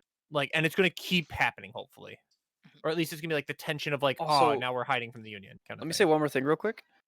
I still don't know who the main character is. Because Yu's True. actions are still the highlights of the show, I feel like. Once again, he has another fight scene where he beats the shit out of thugs, and the fucking Union guy is just standing there taking it. Main character's And Yu ramen, just dude. walks The main in and character whoops is ass. ramen. Bro, Yeah, and you're it's a just main like, character. You're a main character. You're the main character. I yeah, think you're supposed to be, but actually, you're not the main character. I think it's you and Rai. I think it's supposed to be like a two main character show, but Rai is supposed to be like the main figure, maybe. He's like I the don't muscle. know. I want you. I would be happy if you got powers and became really strong. That's all I want. I think he has to at some point. Like Bro. I think you has to. at some point, he can't just continually be the dead weight that causes the Yeah. noblest to stop having to fight. Yeah. Yeah, at this point, like Manabu's almost more useful because at least like in the shadows, Manabu can do shit. It's weird. But like like something I want to note too about this show. They directly stole some things from One Piece, and I gotta point that out. Okay, you're telling me the power of D? Like, come on, that is straight One Piece right there. Like, What was and that then said? also the energy steroid that they're using. Like, Oh, man, this shit is like, I know it's like energy steroid. I'll give you a pass on because that's like superpower pill is like the Shonen the show. cheater way out for power, right? But like instead of just getting stronger on your own, but like the power of D is like that's got to be a One Piece reference, and I hate it because I don't want to compare this show to One Piece. Didn't we already know, or wasn't it already hinted about the drug though, or like during the OVA? Was it when The prelude. the Yeah, main he dude does. just hulked up or something like that? I don't remember if he unlocks a form or if he takes something. I don't remember. It's been a But long I feel like it time. was hinted. I feel like it was hinted. But I totally watched that. what's your thoughts, Sean? I will say that I think this show does a good job developing the supporting cast, who I think is the supporting cast. I don't know. Developing its cast. And I think that's good for it. I don't know what they do with these characters after this fight because I don't know how. I think to me Tao seems like the character who could stay, but I also don't think he should because then Manabu becomes obsolete. Uh I don't think Takio stays. I think they both probably just like pass on their will to Manabu and you. Probably is how this fight's gonna go for them. And I imagine it's really weird because we have a lot of people, and I don't know how this fight's gonna shape out. I think this would Yeah. be a whole one episode entire fight. It might push to two. And And also like I'm excited for that. But I think the relationships between these villains and making me care about you're not supposed to like Shark and Hammer. That's obvious. No, yeah, that's Making I me like like Hammer. I like Hammer. I He eat food. I He also make like boom. Hammer. He eat food. He make boom. I like Hammer. He has a I bag of drugs and an endless supply of chicken. By the way, let's Yeah. just put that out there. I Dude, I enjoy want that his bag. character type that is big Okay. guy who you think is slow and dumb but is actually probably gonna The kick your quickest. ass. Broken Yeah. as fuck. Uh, I want I to see that man on steroids. I like that Takao and Tao are that they we have this duality with them. And I imagine Kranz is meant to be that military leader who is gonna blur those lines between the four of them of like how he views things. I'm excited to see this next episode a lot. This episode solid. I don't have any problems with it. I am not as hopeful for its future, because I think its transitions into arcs are gonna have to be a little faster than what they're doing. But if this action's super fucking good, it might just lock me in for a while. So we'll see. Yeah, I mean it's better. I'm excited. Dylan, this is your show. Mhm. I know you're Right. hype. I know you're hyped for next week. I cannot wait to explain everything perfectly because that's what I do. I explain. I'm the best summarizer here. I truly just are. give myself that title. I think you did a great That's cool. job with a think- very complex show this week, Dylan. Can we give I think Dylan a you round of earned it. applause real quick? Please. Like, excellent work. I Excellent never work. s- Yes, Yep, your keep ego going, must be keep going, inflated. Yes, keep here going. you go. I never said Blessed stop. be. I never said to stop. I need it Oh, so he talks nice things Poblo. about me this weekend. See, you guys have an experience, what I've experienced with Dylan, which is at some point, and we'll probably see it next episode. Dylan's gonna have a really fun time recapping this show. Because when he recapped Dorohedoro, 'Cause stuff's he gonna happen. went off of the fucking rail with it. So, like, as soon I'm as Dylan excited. just gets dumb bullshit action episode, he gets to recap. It'll be great. Monkey brain as activated. soon as his monkey brain gets activated with his action, he's good to go.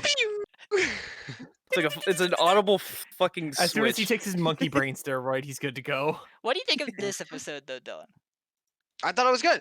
I liked all like the shit that was going on. It wasn't too much like Noblesse the show is one of those like a lot of like one-on-one conversations it seems that kind of like build up into like a climax where they do something and they're at the climax right now. So like next episode's gonna be hype. I didn't even think this episode was that bad today.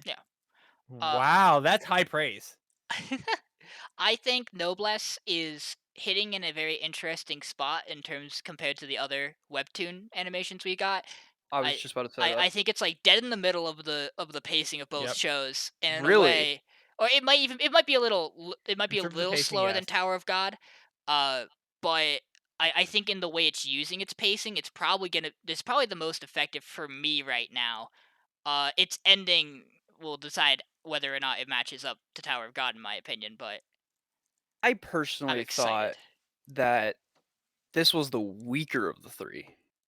I mean, Not of the three. it feels like that in some ways to me, but I think it has a lot of potential to be handled really well as an adaptation, which I think I Okay. think there's arguments that maybe the others weren't. So I think I can see that. I think God of High School like went to like 76 miles an hour and then crashed into a wall, and then it's not okay.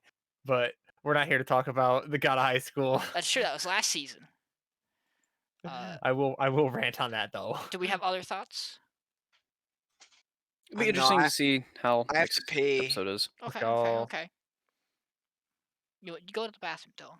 Oh, thanks. We'll wait for I'm you. excited. This show's good. This show's good. I mean, I gotta get my thoughts. thoughts for this next episode. I'm excited to do this. The next one we're gonna talk about it. Oh Daj, my I think this- god! you said something earlier on this show that's factually wrong. I'm what? about Jujutsu Kaisen? about anime and character death. Is it factually wrong? Are you I- sure? We'll have to talk about Did you that. watch the episode? Oh yeah, Yeah. and I stand by my There is point. a 0% chance I am factually wrong. 0%. Have you seen Attack on Titans? Let's just put that out there. No. Eventually, I will be right or wrong.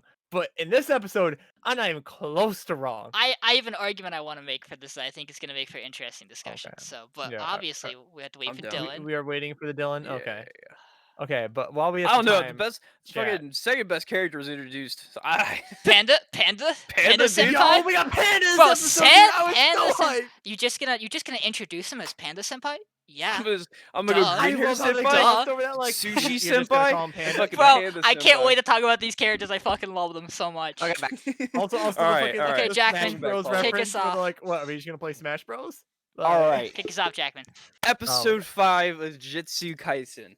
Joel, I'm going to just take us surprised. back to episode 4 slightly. We are left off with, oh fuck, how do I even say this? Yuji was taken over by Sukuna, and that's basically where we left off. We see the black-haired guy. He's walking back to the police precinct and is just thinking to himself when out of fucking nowhere, Sukuna just appears behind him, and he just has this brief realization of, oh shit, something's bad behind me. And he looks to see Sukuna just standing there in Yuji's body, unable to transform out. And they just have a little conversation about, yeah, well, as a god, as Sukuna is, he's like, I don't care, I'm still gonna live on, but this body can't live on without me. And he just reaches into his chest and just pulls out Yuji's heart, and it's just in his palm, just beating as blood runs down Yuji's face, while Sukuna is just speaking like nothing's gonna matter. And there's a brief moment of the black-haired guy, and he's just thinking like, shit. And then we get snapped into the OP, right into the OP.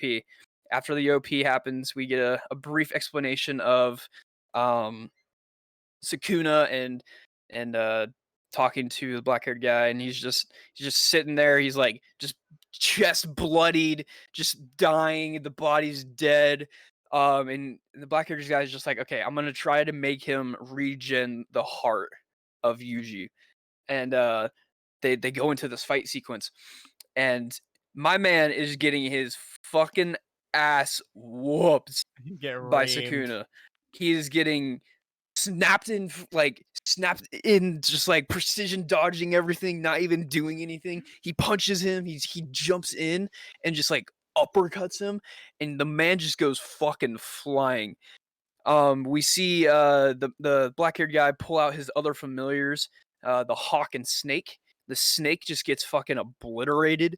Um, just explodes everywhere. He falls to the ground from getting knocked up in the air, and the hawk picks him up. He gets smashed into the wall. A lot of shit is happening, and he realizes that his familiar is gonna die, and I'm assuming he has a cooldown on these.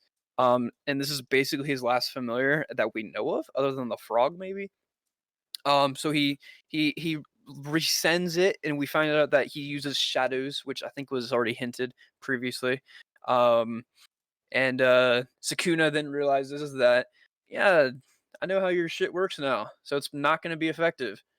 Um, and he's just standing there, and he can't do anything, bloodied, beaten.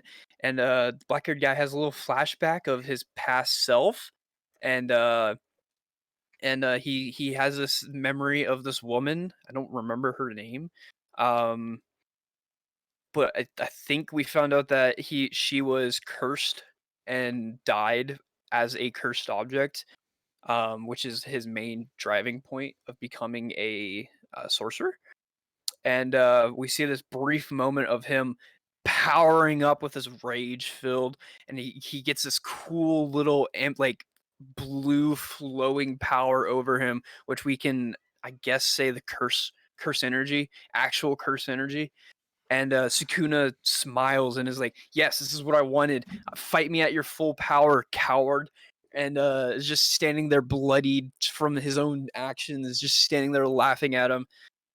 And then just he realizes something, and then he snaps out of it. The black-haired guy, he lowers his fist, and he's standing there. I forgot what he said, but he said something to Yuji, and that's what brought Yuji back. Yuji comes back with a smile on his face, and he says to the black-haired guy, just live on. Live your best life. As Yuji just falls to the ground, blood just pours out of his chest, and then the rain starts falling again. We get a snap to the city, and we see a new character, and three new other characters come into play. They walk around. I don't remember their names. They're all like demon shaped, except for the main sorcerer, which I believe is like the head of the sorcerer union. And he walks into a little restaurant tea shop, And we find out that no one can see these other three beings. He asks for a table for one, sits down by himself where he just has this conversation. We then get snapped back to the morgue where we see Yuji just laying on the cold iron table while Goro and the other dude that brought them to the police precinct have a conversation about, yeah, I'm pretty sure the students were going to die. We had to do it anyways. No one else was around. That we find out that Goro knows that the special grade got turned into special grade. It was a finger. And they just have a little conversation when we see this freaky doctor who reminds me a lot of fucking the doctor in Akadama. Akadama. Yeah, she just has bags under her eyes and she looks at Yuji with just.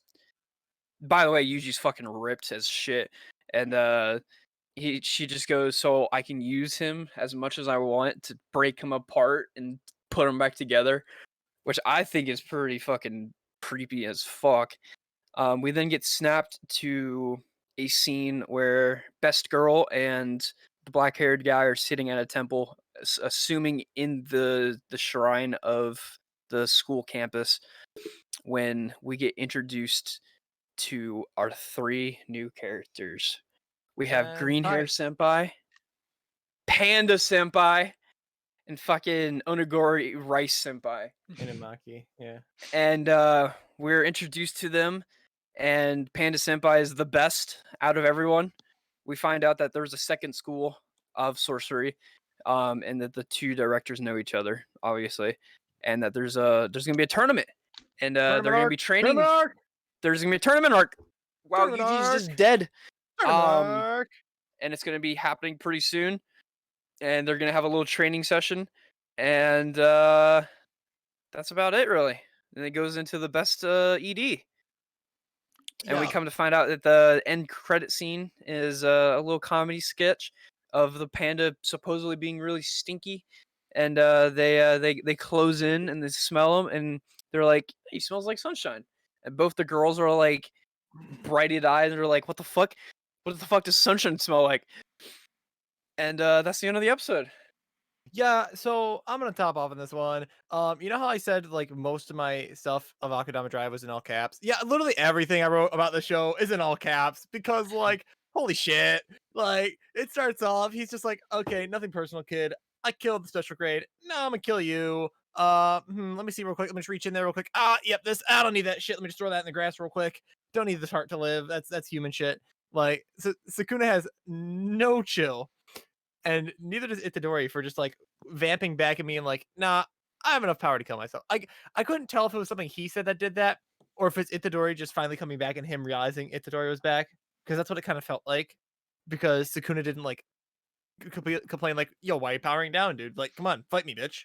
Like, because that's all Sukuna wants, just a good fight. Basically, it seems like. I think it was something that he said. I don't like, remember it what was was hard to actually tell. said. Because I thought he said it as like he was coming. I think he realized he came back and then was like, okay, I don't want to fight Itadori, right? Like, I think he realized that he regained control, but it's hard to tell. Either way, he's not dead. He's not dead. Just because he looks like he ate like 4 warheads at once and like has a hole in his chest and no heart. Like, he's probably fine. He's gonna tap into that cursed energy real quick. I think he's And dead. the 4th or 5th finger He's ate? dead for sure. Yeah. He's not dead. We just don't No, know. no, no, He's no. 100% He's dead. He dead. was Physically dead. Something's gonna bring him he- back. something's gonna but bring him he's back. Dead. Like, that's an He's important 100% dead. distinction, I think. He's in, dude, listen, the show episode ended on is he's in Sukuna's head here. Yeah. Right? Yes. Which you didn't mention. He's in Sukuna's head, which means he's gonna tap into some of Sukuna's energy and regen his own heart. That's what I'm thinking is gonna happen. But yeah, like Maki Senpai, who's the cursed tool master, Panda Senpai, who is Panda, and Inumaki Senpai, who only speaks in onigiri ingredients as a Rice cursed toppings, I thought, word was it? speaker. Which I'm guessing is the one we see in the intro, who unzips his like cloak and then like has like the marks around his mouth, kind of like the markings that we see when Itadori is transformed into Sukuna. And also, we found out that Gojo is the #1 Jujutsu sorcerer in the entire world. Which He is the strongest, and also was so upset about this that he was like, maybe I'll just go kill all the higher ups. That's true. because he was pissed about I- this because he thinks it's a setup, which it definitely was. Gojo told us he was the strongest in episode 1. I Yeah. just didn't Yes, believe him but, like- because you could shoot off your own mouth so much. Exactly. When everyone else goes, yeah, he's the strongest, and when Sukuna goes, he's the strongest, I go, oh shit, he wasn't kidding, was he? Yeah, when he's fucking with Sukuna at 2 fingers, you know he's pretty Yeah. strong. But now Before Sukuna at what, 5? Four fingers 4? deep. 4 Is it fingers 4 or deep. 5? It's either 4 or 5. Dylan, 4. do you want to weigh in? I think he's 4. I think he's 4. I think it's 4. I mean, He overall ate thoughts. 1 at the beginning. Oh, He ate 4. 2. He ate 2 from the school. He might actually be 3. No, he just ate 1 this episode. Yeah, the cursed finger He's from. at 4. I think he's at 3 actually. No, it's at 4 because they gave him. no, They gave no, him.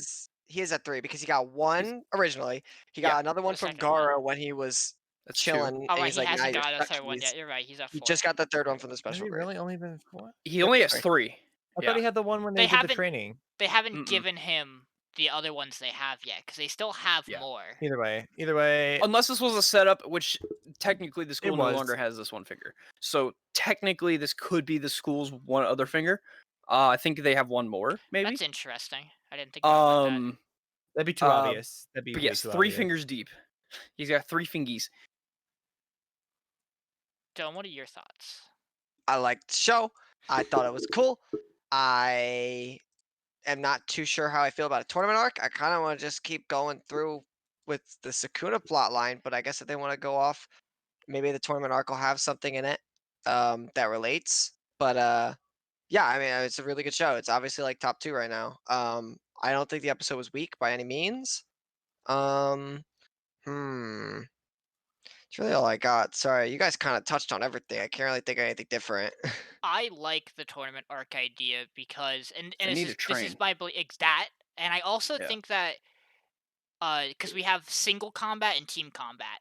I think that's the order they do it, right? Or is it team first then single? I Team think and it's single. team then It's single. team and single. I think we're gonna see the team combat, and then I think our main boy Itadori is gonna come back for the team combat. I don't think he's Also- gonna be back yet right away, which I Also think the is gonna pairs of be 3. interesting. Also, it's at 3 on Forgot to 3, and there's mention only 2 first years, so Yes. we'll see. Yeah, I think it'll be interesting to see, but I don't think Itadori is gonna come back. I don't like. I feel like he needs. To me personally, I feel like it's deserved if he has some time Get the narc off from real this quick. to take a little bit of a break, because Be then dead. it has some weight for them. Because the reason they want to do this tournament and train is because they want to make sure no one else dies like Itadori does. If you just bring him back now, that motivation kind of just falls, I feel. So I think he should have some time where he's not present on the screen. So I think this tournament arc's going to be good, and we're going to get to see and experiment with a lot of different sorcery, I think, which is going to, I think, probably Yep. expand the world, and probably some backstories, too, for the main cast. So I'm excited for it. I can't imagine it's not going to get interrupted, because tournament arc. But I'm super in excited. time, This yeah. show, Jackman talked for a long time because there's so much in this one episode, but A it lot doesn't happened. feel rushed. Like, Yeah, no, every it minute doesn't feel feels heavy. perfect to me with this show. It's very much like Bunny Girl Senpai, which is a weird comparison in terms of like the show is jam packed from start to finish, and you're like, wow, that was one episode. Can I get some more, please? Like, can I Yeah. get some extras? Like, can So, we? Like, I'm gonna please? bounce off of Sean real quick. I think how they're gonna do this, I agree 100% that I don't think Yuji will be the main focus. However, I think they're gonna do 2 training arcs at the same time, just like split I the can see that. time of it. I can see Yuji getting trained by Sukuna, possibly, or like they have a little Interesting. back sight, like fighting while the training arc is going.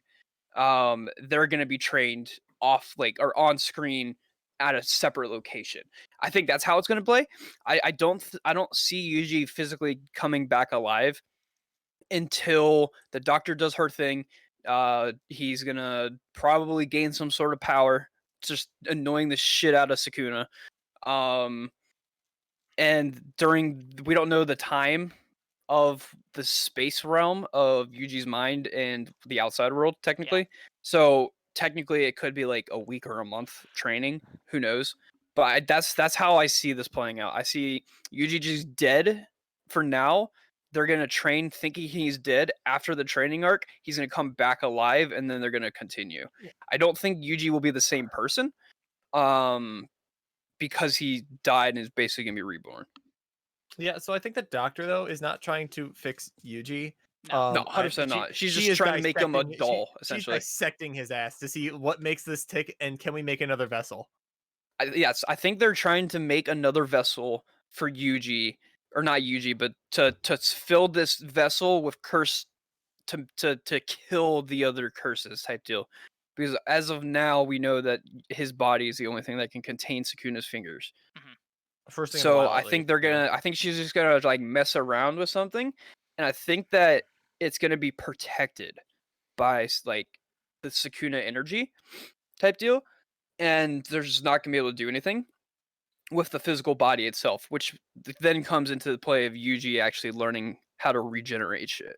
Yeah, and then we have to figure out like how do we still don't even know like how these sorcery powers come to be, right? Like because Yeah, they kind of hint at it. Like Sakuna mentions, he didn't even the form a real. pact with me, Yeah, right? He just ate the finger, right? Where apparently it's more of a pact based thing where it's like, okay, yeah, we'll work together, curse, because I will keep you fed, basically, probably to a degree or something like that. And also, like, it seemed like that powering up thing has a drawback because Sakuna mentioned, yes, give me some of your life, basically, or use some of your life, which makes me feel like it's like a like, okay, I'm giving up some of my lifespan to like go all out just this once. Please forgive me, Father, like kind of thing. So I wonder what that was from our main boy, and more about his summoning power because it seems like I don't know if they were cooldown or if they were just done, those cursed monsters. So Yeah, we'll it'll be see. interesting to see that. Rest in peace, doggo. I think they're. I think they're fine. I think it's just like a cooldown. I physically think it's just a cooldown because he used the other ones before, and then I think it was like the black dog died, um, and then he couldn't summon it for a while, and then he resummoned it type deal, to get out Yeah, of the area we'll have to because the white see. dog died at the beginning. Yeah, But We'll I see. think it's just a cooldown. We'll see. But I'm yeah, great good show. on Jujutsu Kaisen. I Yeah. don't have a lot else to So say. hype. Choco balls to the wall. Mm-hmm. Okay. Next. Next up is Taiso Samurai. So this episode we get a little recap of Jotaro and his competition with Tetsuo, and we see Tetsuo again doing that triple flip, and Jotaro's kind of remembering back on it, and he talks with his coach about what's our next goal, what are we doing next, and they lay out that there's this big competition, the NHK, that they're going to be competing in, so he's got to train. And this episode takes us away from that training, which I think is good because we've been doing training for the past 2 episodes already. And we get to focus on Ray.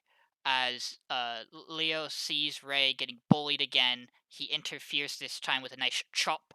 And she pulls him aside and is like, "Don't ever do that again, or I'm done with you." And Leo's like, "I don't understand what that means." And he goes and asks people, and they're like, "Well, that means she doesn't want to talk to you anymore." So he wants to know why. So he follows her to school, uh, kind of butts heads with the gate, the school's like welcoming gatekeeper, and then School's just M21. climbs over the fucking and then just climbs over the fucking fence Just and hella just creepy, by the way. yeah, just stares into the school and just kind of watches it and Children's school, observes. yeah. And we see Yeah, that that's not creepy at all. this group of boys picks on Ray for two predominant reasons. Most recently, her father's backing out of his retirement and the silly wording of it, and they use that to tease her. But also the fact that her father doesn't seem to ever come to anything when it comes to school. He's always busy, always working. And Ray just kind of sits there, puts up with it. These couple of girls walk over and they're like, "Her dad's super busy, you know. Just because he can't be around doesn't mean he's a bad dad." And the way they word it comes off very wrong, and they realize it. And Ray just brushes it off. Um, we see that Ray gets a form for Parents' Day, and then Ray and Leo talk at Ray's mother's grave briefly, and we get the implication here that Ray is acting a lot stronger than she is because that's how her mother was, and she is filling that role of her mother as to let her father keep practicing the way he needs to, and we get to see we had a scene with Joe and his coach where they talk about his daughter and how he's worried about her, but she takes after her mother, so she's strong, she'll be fine. Uh, but he wants to do his best in in his gymnastics to make her happy as well as we get back what he's lost. We Ray goes back to the cafe bar, talks to the girl there, does her homework, leaves, and Leo walks in, finds in the trash her Parents' Day form, and the grandma walks in and is like, if she wanted me to do it, she would have brought it to me. But I have an idea. And then the next morning rolls around. Ray goes to school. Uh, Joe gets ready to go to practice, and Leo looks at him and goes, "I'm actually doing something else. Good luck, Joe. You got this." And we cut to Ray's school, and all of a sudden, slicked up in a nice suit, Leo walks in for Parents' Day for her, and throughout the course of the day, he volunteers her to answer high-level math problems, and cheers her on, which causes the rest of the class to cheer for her too.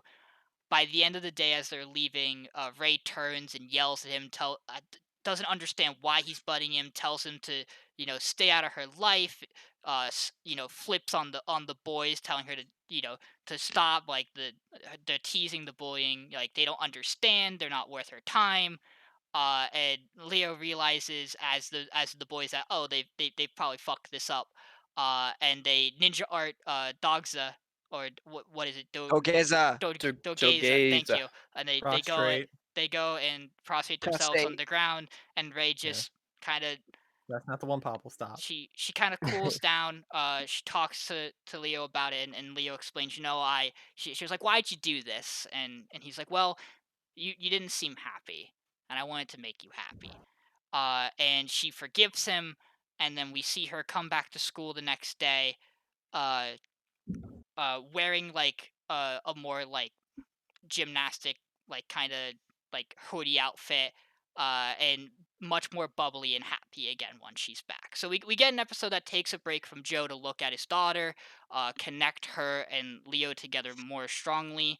And something I noticed with this episode is that we have since his introduction, Leo's been in every single main focus shot. Whenever we're focusing on something in the show, Leo's there, more so than Joe is, because whenever Joe's training, Leo's there. Whenever we're looking at Ray, Leo's there. Whenever we're working with the family or the other setting, we seem to be following Leo more than Joe, and I imagine this is because he's gonna be fairly important, and the hints at this have come with the Secret Service looking for him, as well as just the level of connection he seems to be building with this family.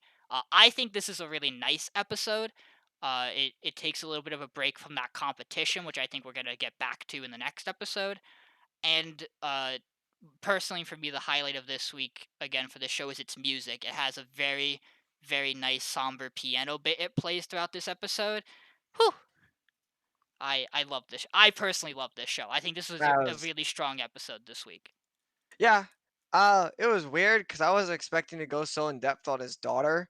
Um, but yeah, I mean, it was just she was getting bullied, and he's like, "Oh, how do I fix it?" And she's like, "You Chop. don't." And he's like, "Oh, that doesn't seem right." And she's like, "You're right. Everyone stop bullying me." And we're like, "Okay." She's like, "Ah, well, I still hate you for helping me or whatever. Or I pretend I hate you." Um, I thought the episode was good. I Oh, thought Leo, you're right. Leo's just always fucking there, but I like his character a lot, so whatever. Um, but like, what's that gonna do down the line? Like, she's this not gonna was a get filler episode. bullied anymore. Great.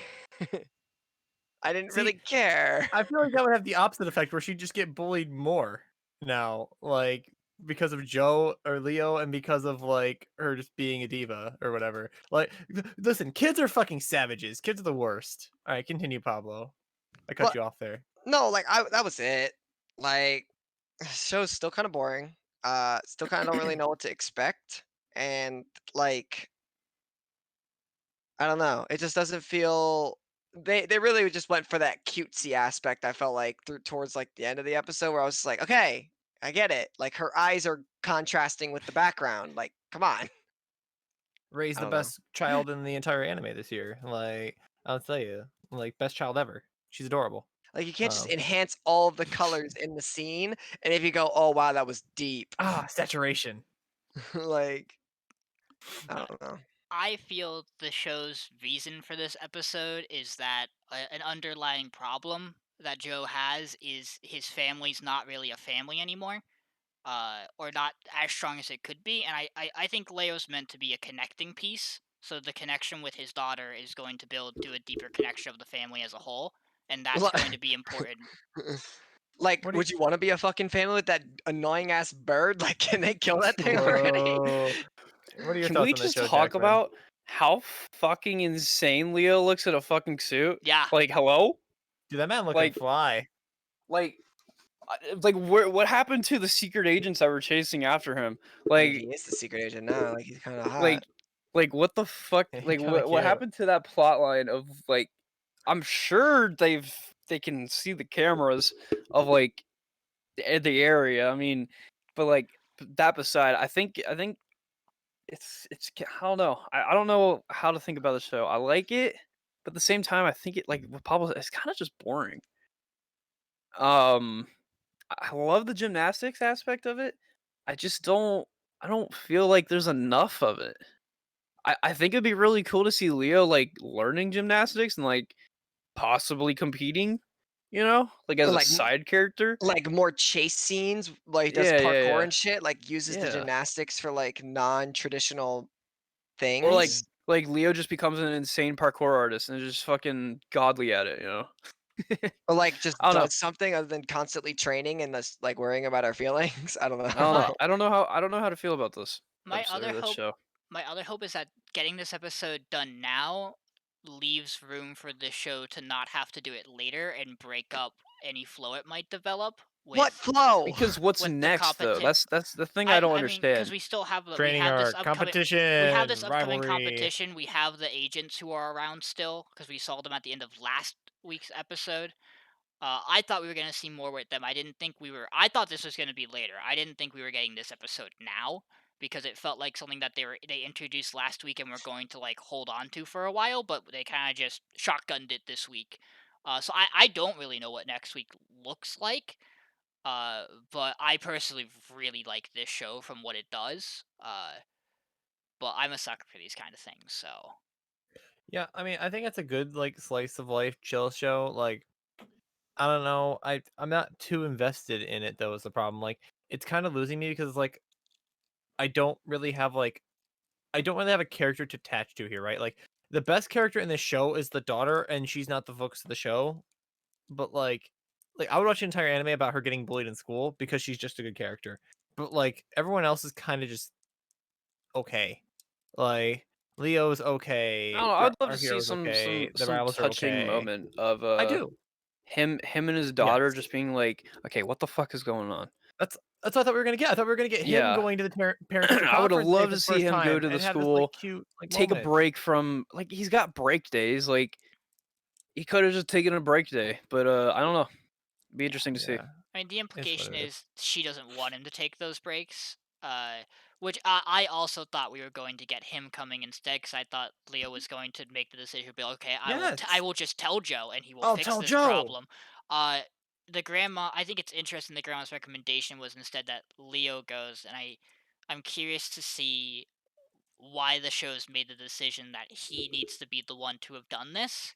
Like Mhm. I'm interested in what they do with Leo's character because he's definitely, I think, the wild card in the show.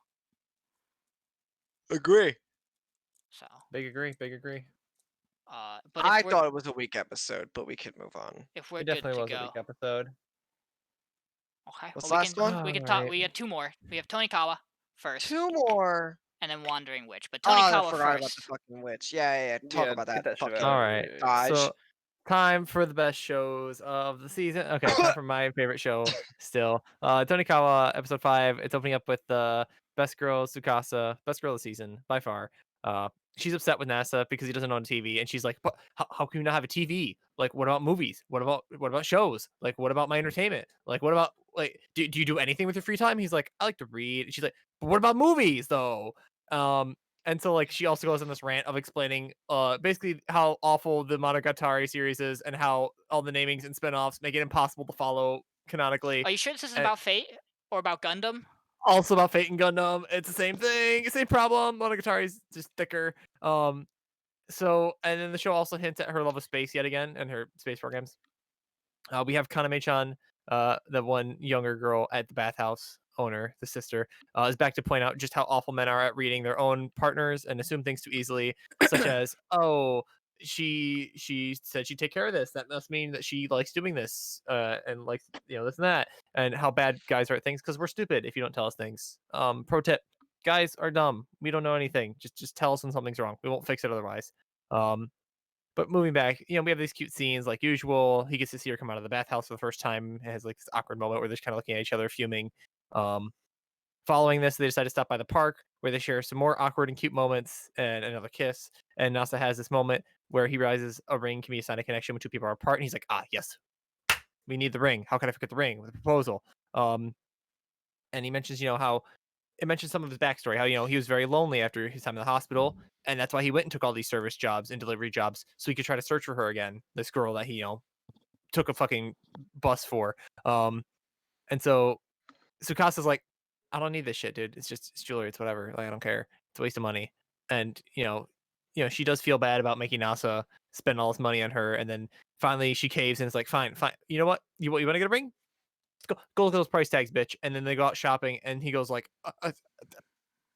fuck. Looks at his bank account and is like, I have enough. And then she like pulls him out of the store. Is like, no, no, no, no, no, no, no, no, no. But like they're cute. They have more moments. They end up going in for like a cheaper, like more like pawn shop esque place and find the cheapest pair of rings, just as a symbolic kind of thing.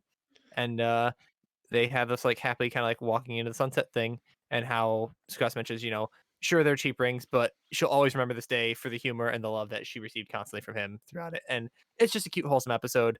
And that's kind of it for episode 5. It was just kind of cute and wholesome, and more adorableness of married life.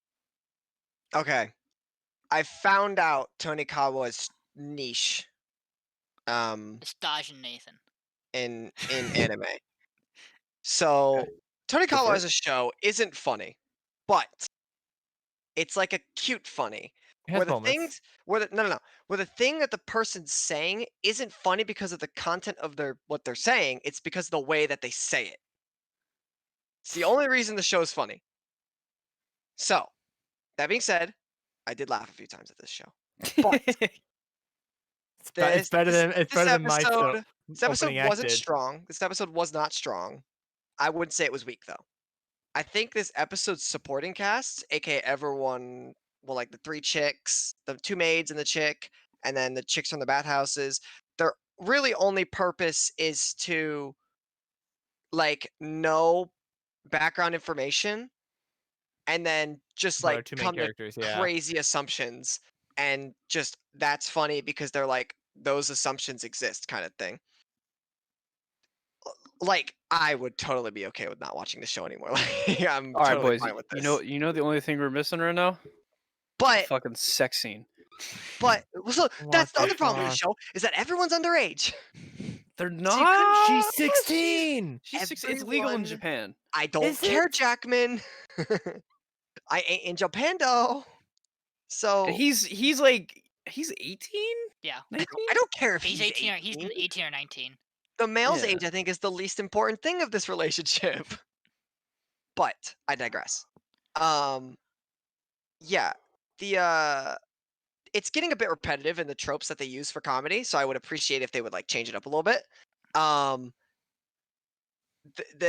I would like to see a little more from the other characters, not just them just angry at the fact that they don't have this chick. And I would Can you also like to blame them see though? I don't know, like different forms of humor being used because it's kind of getting repetitive. That's my only thoughts on the show. Mhm. My How about only you, serious Sean? thoughts of the night, by the way. I don't Actual really serious thoughts. I don't really care for the beginning of this episode. I'm not a big fan of the bathhouse characters and like their role in the show, as Dylan mentioned, being like, "Hey, you don't understand this thing.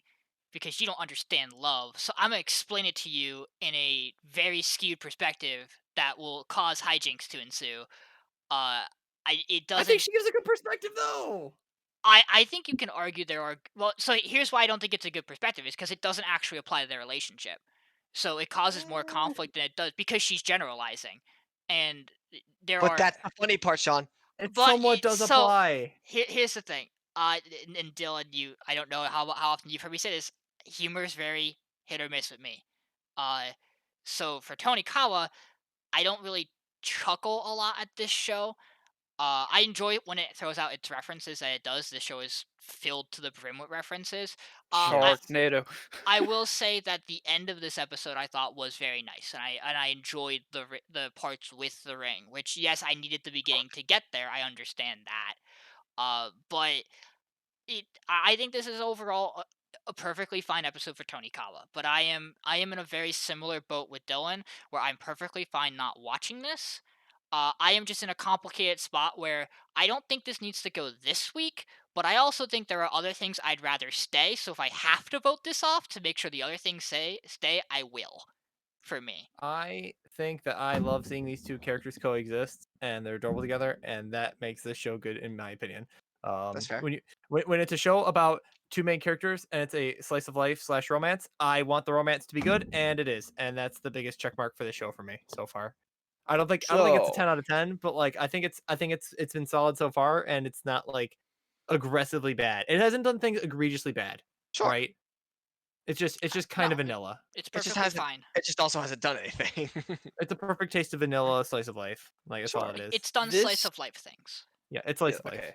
So I enjoy this show because this is one of the slice of life shows that I'll probably watch again. Um, but other than that, I really like how the main character dude is actually kind of becoming less dense. Maybe I don't know if dense is the right He's word, not the but like densest of romance yeah, protagonists. That's for he's sure. not just blatantly dumb He's not the fucking and dude from Rent a Girlfriend. Yeah. yeah. No, he's So trying. he's He's also trying with his simping.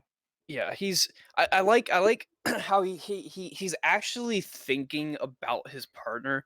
There's a scene where he's about to go to work and I don't know if this is before or after they get the ring, but she's like she doesn't want him to go and she feels lonely. So they go to the park and they're like there's this awkward moment where he's just thinking to himself, he's like, why are we just sitting here? Then the kiss, and then it's just like, "Are you lonely?"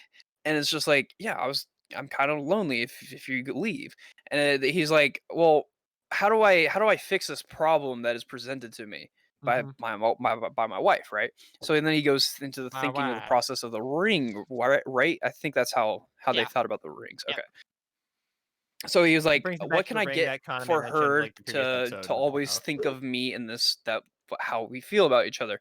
And then they go on this like little tangent of like, "Oh, I want this fucking ring." He's like freaking out. He's like, "I don't know how many rings I need to get. Do I need to get a wedding ring, a wedding band, an engagement ring?"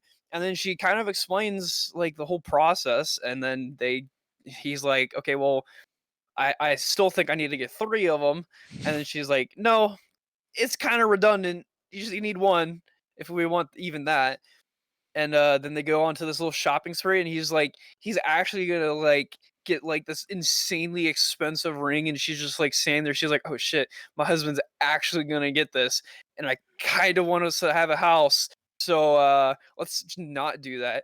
And he's like actually just physically thinking about just pulling out a fucking like life loan to get this fucking ring, and she just pulls him out real quick, and she's Block like, game "I didn't think strong. my husband was actually this stupid." And then He they cared.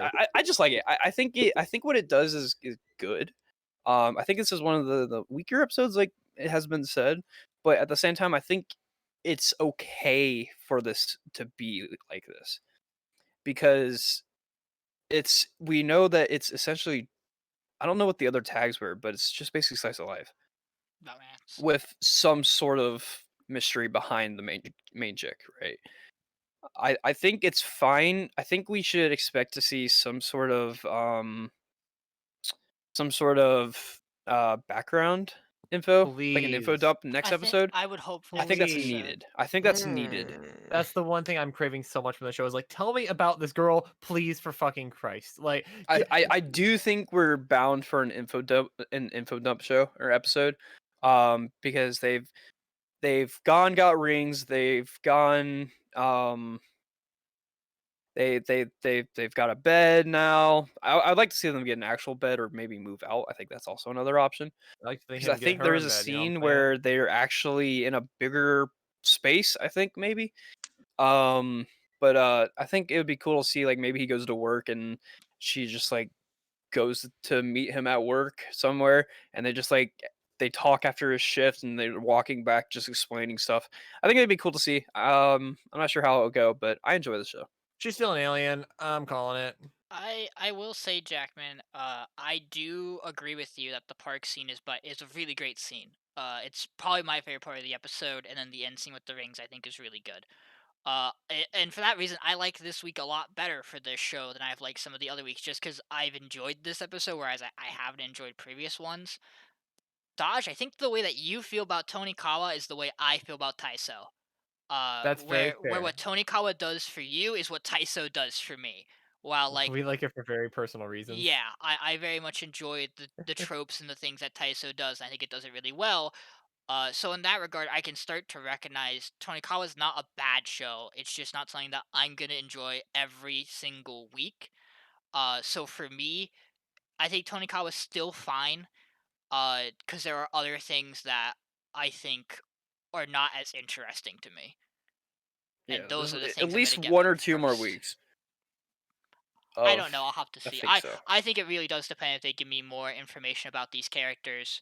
Tell Uh, me about best girl, please. What is she? Who is she? Why did she tank a truck with no problem? I mean, you're not gonna. I think we'll learn a little bit more about her in the coming episode I I have or hope some. two. I have some theories, but I'm keeping them locked up for now because they're wild, and I want to see if the show drops any hints about it. So, she's an alien. I'm calling it. Shall we move on to I'm the gonna say worst that's the show? second one. sure.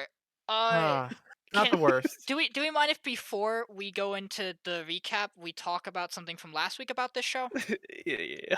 Because I Yeah, what's up? realized this after we got off the podcast. Last week we spent a very long time on Wandering Witch, Did we? arguing. It was like 40 minutes. I Uh, don't know what you're talking about.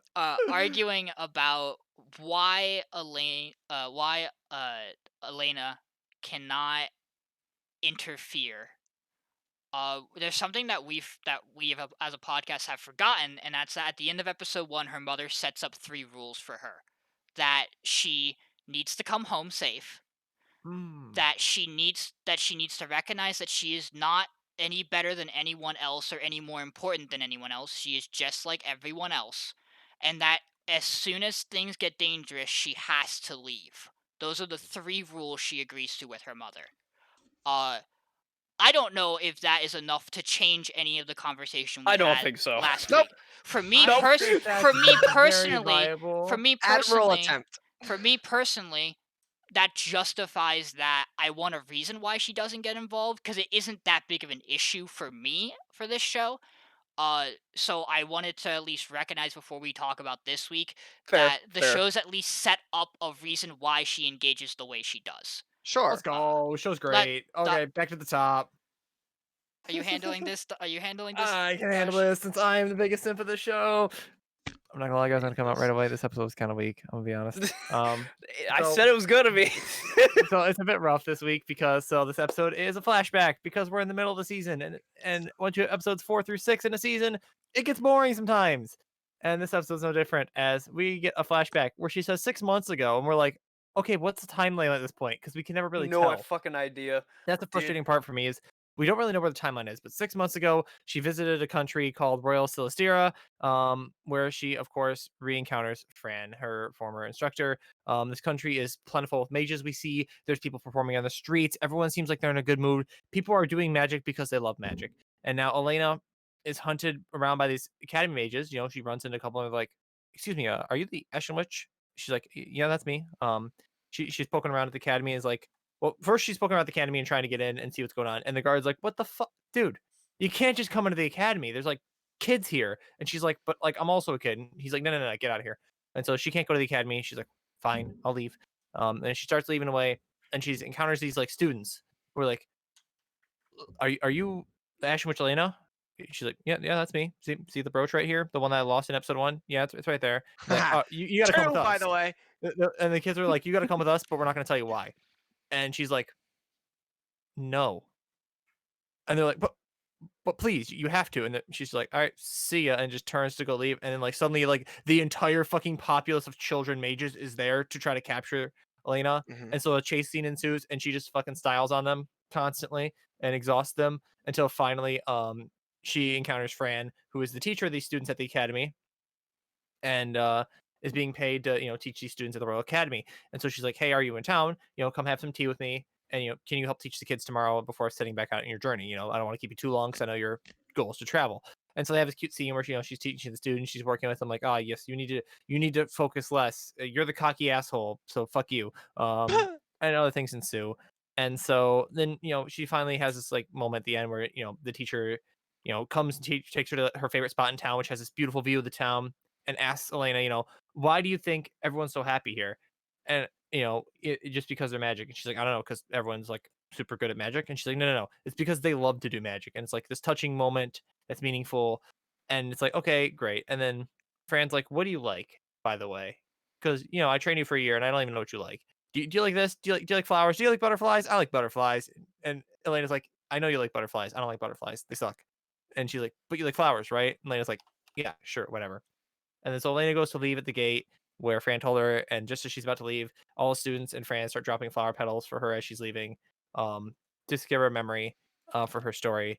And we also have a scene when Fran is talking to Elena inside, having tea inside the her quarters or wherever, where they're discussing, the book that um Fran mentions she knew about because Fran knew her mother personally, and hence directly along the plot line we were saying where, yeah, let's be honest, the mom probably wrote the book, Yeah, I or fucking called it. because she First finds episode. Fran's book, and that's what triggers his flashback at the very start of the episode. Sorry, I'm getting out of pace here because I forgot to write it down. She finds Fran's book that someone else found in a bag that was a legendary bag that bought off her, and her own traveling book, which means she was probably taught by Elena's mother, who was the original Wandering Witch who wrote this novel and all these stories. And Yeah. Fran is asking about a specific story near the end because that probably involves Fran herself as this young apprentice mage that Elena's mother wrote about. So, I mean, it's kind of going along how we want it to. I still think I like the world. I think this episode was weak. It was just cute and felt kind of bland and boring. That's all I have to say about it. All right, tear to shreds, guys. Let's That's all let's you Okay. know. let, let's My bounce. Let's bounce. We'll since Dodge went, we can go to one of you guys, and then I'll go, and then we'll go to the other one. Pablo, take it back. okay, like I don't fuck this show still, by the way. But like, I'm gonna be so angry when she Angie. finds out that her mom's the Wandering Witch. If she acts an ounce of surprised, I hate this show. I hate this show. It's gonna She should have happen. already pulled it together by now. Like she's not an Pablo, you're gonna idiot. vote this off in 2 weeks, and then you're never gonna know. I'm voting it off this week. Also So I, true. I don't know what that logic is, by the way. But at the same time, like this main character just doesn't make sense. She's constantly just dumb, then smart, then dumb, then smart, then doesn't want to involve herself with anything, to, hey, let's go on a fucking long ass chase for funsies, to, oh yeah, I'll help you teach your students, to, no, I will not help you defeat this demon dragon, to, like, just random shit. She's just doing whatever the fuck she wants with no reasoning, and her reasonings change. Yeah, like you can pull it from the fact that sure, her mom told her to do certain things, but what? I don't care. It doesn't change anything. All that's telling me is that's like, oh, okay. My mom told me not to crash into people on my way to the grocery store. Am I gonna go do that? No. Did she have to tell me that? No. Like, I don't know. This show's just not great. It's whatever. I hate other shows more, but this one isn't good. That's fair. So I'm in a completely different boat than even Dodge. I really like this episode. I think Really? I think because of the way the episodes have gone, this is a nice break. and I think it's okay for this show to do that. I don't think because this is a here's a story, here's a story, here's a story. I'm fine with it going, you know, Here's a backstory. here's the thing. It isn't even really a backstory because it's a story and a story. The episode starts with her in the city looking at the book and going, "This reminds me," going, "Ah, this is what Fran was talking about," and remembering that experience. This show has no timeline. That's something that's very important to understand. True. The events are whatever they feel like telling us at a certain point of time. Where it lines up, we don't know. How old Elena is in each episode, we don't know. And the Okay. idea is that it's not supposed to matter because it's supposed to be about the individual stories being told. Uh, and Hmm. to me, Dylan, I'm also gonna disagree with you on the Sure. her character's not consistent. None of the things that she engages with in this episode are things that inherently present danger to her. The student witches are and like magic trainees are not anywhere near threatening enough to her to be a danger. And she can just kind of dance around them and have no problem and have a little fun. The Ha- situation with the dragon is danger. She shouldn't get involved, which she okay, then. almost breaks that. Whoa. She almost breaks that How? because she almost gets involved. But at the same time, if it didn't matter, why did she even bother helping build the pit that she needed? But she's still a decent person. Is she? Yes! I don't think so. I mean, I haven't seen anything that implies her to be. But outside of this view that you and Jackman established last week, that her inaction makes her a bad person, I don't believe she's done anything to make herself to act as a bad person. She might be at different times in the story. She might be more egotistical because she might not be off her high horse for like as much as she is at later parts, but I think the show's establishing that the longer she journeys, the more she starts to understand, and the more of just the more she starts to become like Fran, like her mother. I personally enjoyed the backstory and the confirmation. It again, we suspected it was the Wandering Witch was her mother. It was a very possible thing from week one.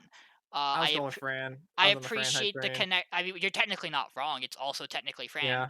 I appreciate the connection to Fran and her mother, which I thought there definitely existed to get confirmation on that. And I think the interactions with the students in this story are nice. You could wholeheartedly take the characters in this episode and make a show about them. And might it be hella more engaging than Wandering Witch? Probably. I think it's Uh, Harry Potter, actually. I think it's just Harry well, Potter. yes, but anime. But That's just Harry Potter. I think the ability to create characters and stories that when you look at them at a glance and go, I would love to see more of this, is in itself an impressive thing for a show to do when its goal is to tell short vignettes of stories. I understand completely if you don't like the form and the way the show is. I think that's a valid reason to want to chuck this thing. For me personally, I enjoyed it and I like this week.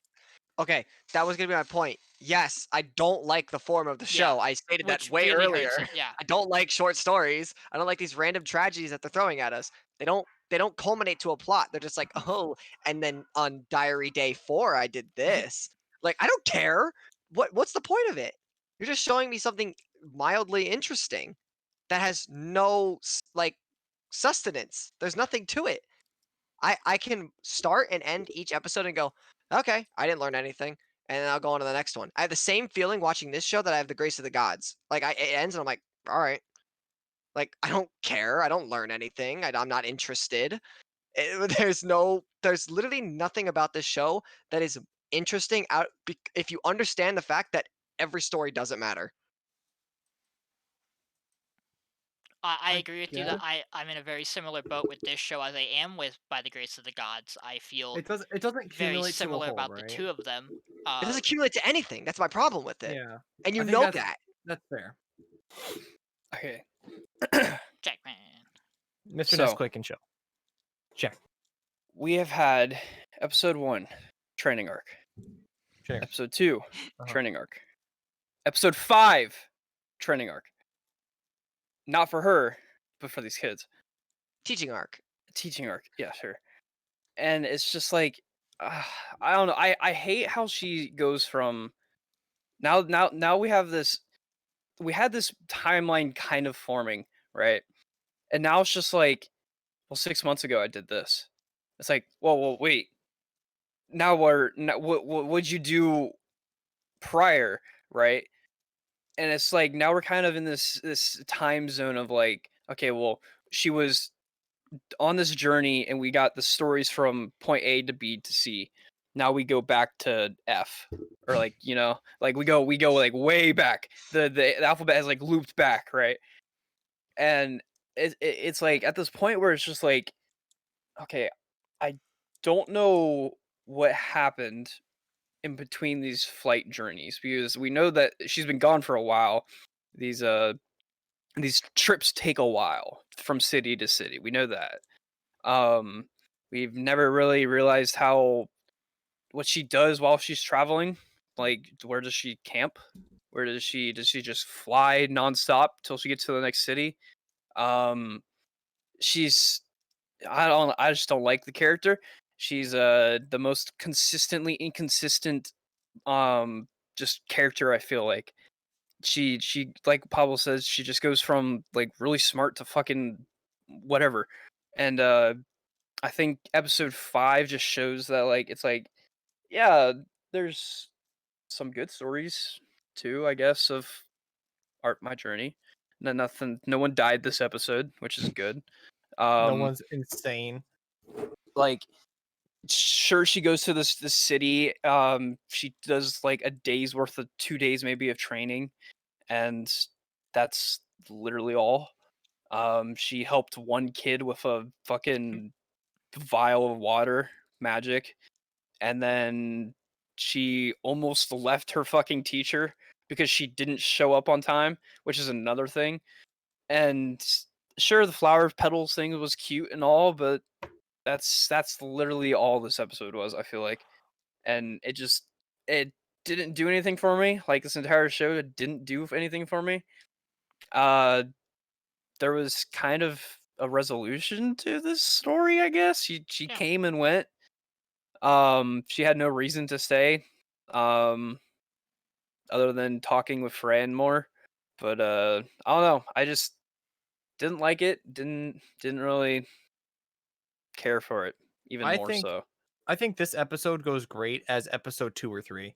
Yeah, yeah, okay, yeah. I Yeah. think this So episode fits so much perfect. better if this was episode 2 or 3, because it would have been like, okay, here's her backstory, here's the first travel where she trains this girl, and then here's this arc where, okay, she went back and saw her teacher, right? Finally. Like, she sees the book and goes back. That would have So been a let bit better me pacing, because like now it's just kind of like, okay, I get like that this is like 6 months later because she finds this book randomly in a town, but like it feels so like such a forced flashback to a degree that it's like you could have just shown her just going into town, you yeah. know? So It didn't have to be a there's this flashback. It could have just been the story. yeah, there's this weird thing that the show does where it's with the journey itself, we have no idea how long she's on these journey, like Yep. the individual journeys for. Nope. And then it just like snaps to like this random place where once again we just have no idea, where she either forgets the story that she's telling because she's read something about this before, and then she does the thing, and then she's like, oh, I remember it now. And then she tells the rest of the story and it's bad, and then she moves on. And then there's times where it's like, yeah, this is my story now, and it's like 6 months ago I did this versus what am I doing now type deal. I feel like when she's if she's writing this as her story, like as her storybook, it doesn't work, because she goes from the journey from episode 1 to 2 to 3 to 4. You get 3 episodes of kind of action in the storybook, and then she flashes back to an episode where she's like just in a town doing nothing for her story, like, right? And it's kind of just like, if this was earlier, her first goal was to meet up with Fran again, right? That was her initial goal going on this journey, Which is what happened probably in the which initial is what goal. Like, happened, we Yeah. think. but we have no We idea didn't know that when until it now. happened. Then that's what I think, the lack of a timeline and a physical idea of Yeah. point A to B is what's really hurting the story for me. I'm okay with the short stories. I think it does the short stories okay. It could do it better with like snippets of her camping, like having a short brief snippet of her camping on her way to this next town. If something interesting happened there, she went fishing. She went then did something and then she came into Ooh, this Japan town does where love their the fishing. flower field, right? And then she does something else whilst traveling. She like goes through a forest, which she did in one of these episodes, but that's all she did. She just flew through it. She could have like explored like the terrain. She could have I don't know, like discovered like a ruin type deal. And then she just traveled to the next city and there's a fucking demon and she states that it's getting cold. She has fire magic. I'm going still riping about this. I know. She I then can uses tell, fire Jackman. magic to burn the door. But S- I don't like the show. I think it was poorly done. It had the chance to be really good, but I lost appeal after 2 episodes of training I want to from the get just go. I want to hop in and just address a couple of things Go right from ahead. my point of view. Firstly, I think this show would greatly benefit in a similar way that you're talking about, Jackman. Some sign of time progression. If Elena's been traveling for a long time, if there's been a substantial change in time, she should look slightly different. There should be key Yeah. things that set her apart at least. I think that would help give the show a flow. The two things that I think for me kind of make a lot of the issues you guys have not as present for me is that Elena is mimicking her book like the one she read, The Journey of the Other Witch. Yes. And that book is not meant to be a collective journey. We aren't talking about a full-scale novel where there's a start to end. It's more like a collection of fables, where the author is the person going there, and the center of the book are the characters that are met and the moral lesson of a story. In a way, I think the reason why this may not work too well for the anime for adapting her concept of the book into what we're seeing in the anime is that when she writes these stories, she probably doesn't include herself very often. And it probably focuses more on the characters, like how we see in the book they reference in this episode. The witches aren't necessarily explicitly named, right? And like they're more of just, and they don't have the most detailed to them, they're just kind of figures in the story. So we're getting more information than she's probably actually giving her reader, and these stories are probably more detailed for us and more focused on her than they are in her actual book. Uh, and I think when you start to view it as a collection of fables, not one overarching narrative, it becomes easier to like take that in. Digest. At least for me, yeah, it becomes easier to digest it for me as sure. That's why there's no one straight narrow line through. And I think for me that's fine, and I can handle it, and I can enjoy it and just take it in. Okay, let me slightly Yeah. change what I said. I didn't mean to say a linear path. So I'm fine with like it bouncing. However, not seeing Just do it like in a middle timeline, right? the middle like I'm fine with it bouncing. I think there needs to be some sort of aspect of travel Hmm. in between the story, right? Like a sub story of traveling to said point A to B. Without having that middle Okay. ground, it kind of just So feels like she's just writing yeah, so her like Yeah. story, explaining the flipping the timetable of page, like writing the next story the For biggest thing I type Orb's think deal. for sake. you is explaining like what's the timetable of like how long this journey is taking in each individual story, like collectively. Like this the time from traveling from A to B, staying at B, and then moving from B to C. Yeah. Right? Yeah. Like how long really is she traveling for? And you could do Is that the biggest for thing. our benefit as the viewer as opposed to the benefit of the audience she's writing for. Like you could show Hmm. us it and have it not be a part of her story, and I Because agree it could help definitely. I see there's where you're coming from. also times where she's first person, and Yes. then there's times where she's third person narrating. And Yes. it feels like it just doesn't mix well because it's like she's telling her story in the past tense, right? Hmm. of her being in the present tense, and then it flips back to past tense when she's like, "This was 6 months ago," stating in first person that this happened 6 months ago, type deal. Yeah. And I feel like if it just doesn't work well in the sense of narrating, if she actually writes that down in her book and is like, this story then goes 6 months in the past, right? And it's like, okay, well, where the fuck are you in the story, right?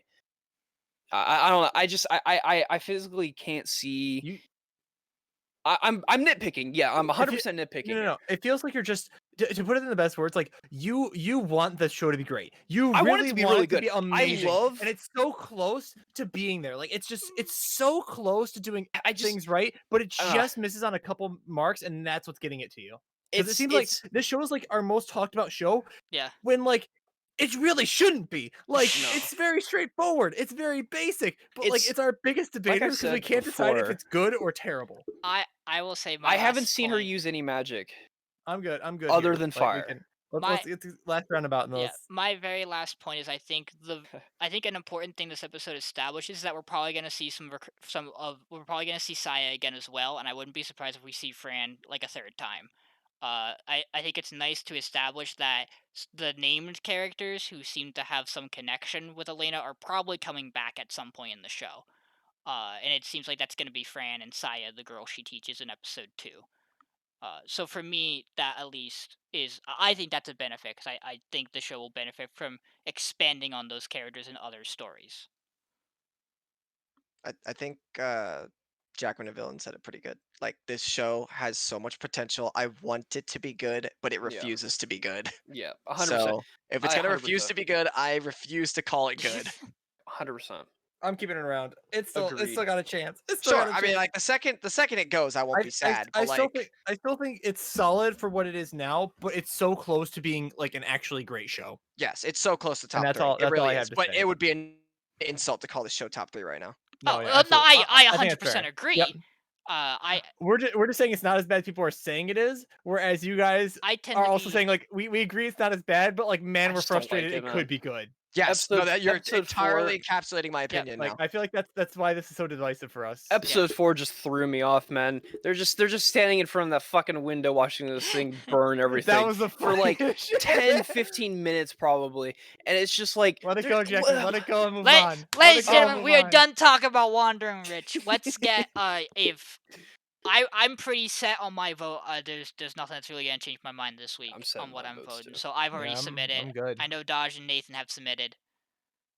I haven't submitted because I want to go down the list. I don't remember All right. everything that I did. I'll talk about mine then first. How about we just have Pablo do his because he'll name half the list for you. Yeah, Pablo, you can go ahead first. Akudama Drive. Save. Okay, for a second. Respectable. By the grace of the Nice. gods. Slay. Okay. The day I became a god. Save. What Iwakekekaru. is wrong with you, Sport Pablo? climbing girls. Slay. Noblesse. Save. Sorcery fight. Save. Taiso Samurai. Slay. Tonikawa. Slay. Wandering Witch. Slay. Submit. I'm kind of with you on that. I mean, I might as well go next if no one's against that. Good. I've got Akadama Drive save by the grace of gods. I saved it. I think I still want to see more of it. The day I became god, I changed my mind and I want to save it because I enjoyed the last episode Mhm. more than the first. Sports Comedy Girls, I saved it. Noblesse, I slayed it because I don't want to watch it anymore. I think that it just took too long to get to where it needed to finally pick up. Maybe this next episode, if it passes or saves, it'll change my mind. But right now it's slay. Sorcery fight, obviously save. Tussle Samurai, I was on the fence about this.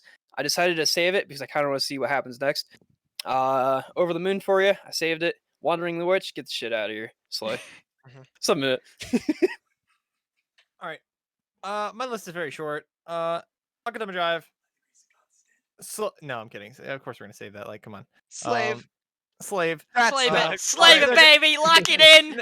No, We would like to re-emphasize the point But- from last week's podcast. We do not condone slavery in any shape or form. By the grace True, of the true. gods, True. probably I has changed my slaves. opinion on that. No, I'm kidding. By the grace of the gods, probably has slaves. It's getting slayed. Still just not interested enough in the magic. Day became a god. Poblo, what is wrong with you? Slay. Climbing girls gets to hang out for another episode because Boo. Boo. I like Shut the titty. fuck What up, can I say? Pablo. I like You're titty. gonna see some It's etchy shit nice next to see. episode. You're gonna love it. No, I'm Noblesse. not. Noblesse is back on my save list. This week was good. Please keep being good. I hope it's good from here on out. Please stay good. Jujutsu Kaisen. Okay, moving on. Samurai. I don't even need to say anything about Jujutsu Kaisen. Samurai gets to stay alive for this week because it's still got potential, but please don't be more boring than this week. So that stays. And then lastly we have Tonikawa, which is staying because come on, I'm simping for that bitch. And then Wondering Which is staying. It's saving because I still think I'm still so hopeful for that show. Do we want me or do we want Nathan's first? Let's go Do you Nathan's. first. Do Let's do Nathan's. Yeah, Okay, Nathan. Nathan has saved Akadama Drive. He has Shocker. he has saved by the grace of God. He has slayed the day I became a god. Let's go. He has saved Iwakakaru. He has saved Noblesse. He has saved Sorcery Fight. He has saved Taiso. He has saved Tonikawa, and he has saved Wandering Witch. Let's go. Damn. What was My the only one he man. slayed? Nathan's not here, but he's still my boy. He slayed Day I Became a God. Don't worry, Pablo. I got your back on this one. I have saved Akadama Drive. Mhm. Oh my I- god, phew, I was worried. Have slayed by the grace of the gods. I have saved the day I became a god. Let's go, boys! Let's go, boys! Let's go, boys! Okay, I just want Uh, to say this real quick. That show does short stories better than Wandering Witch.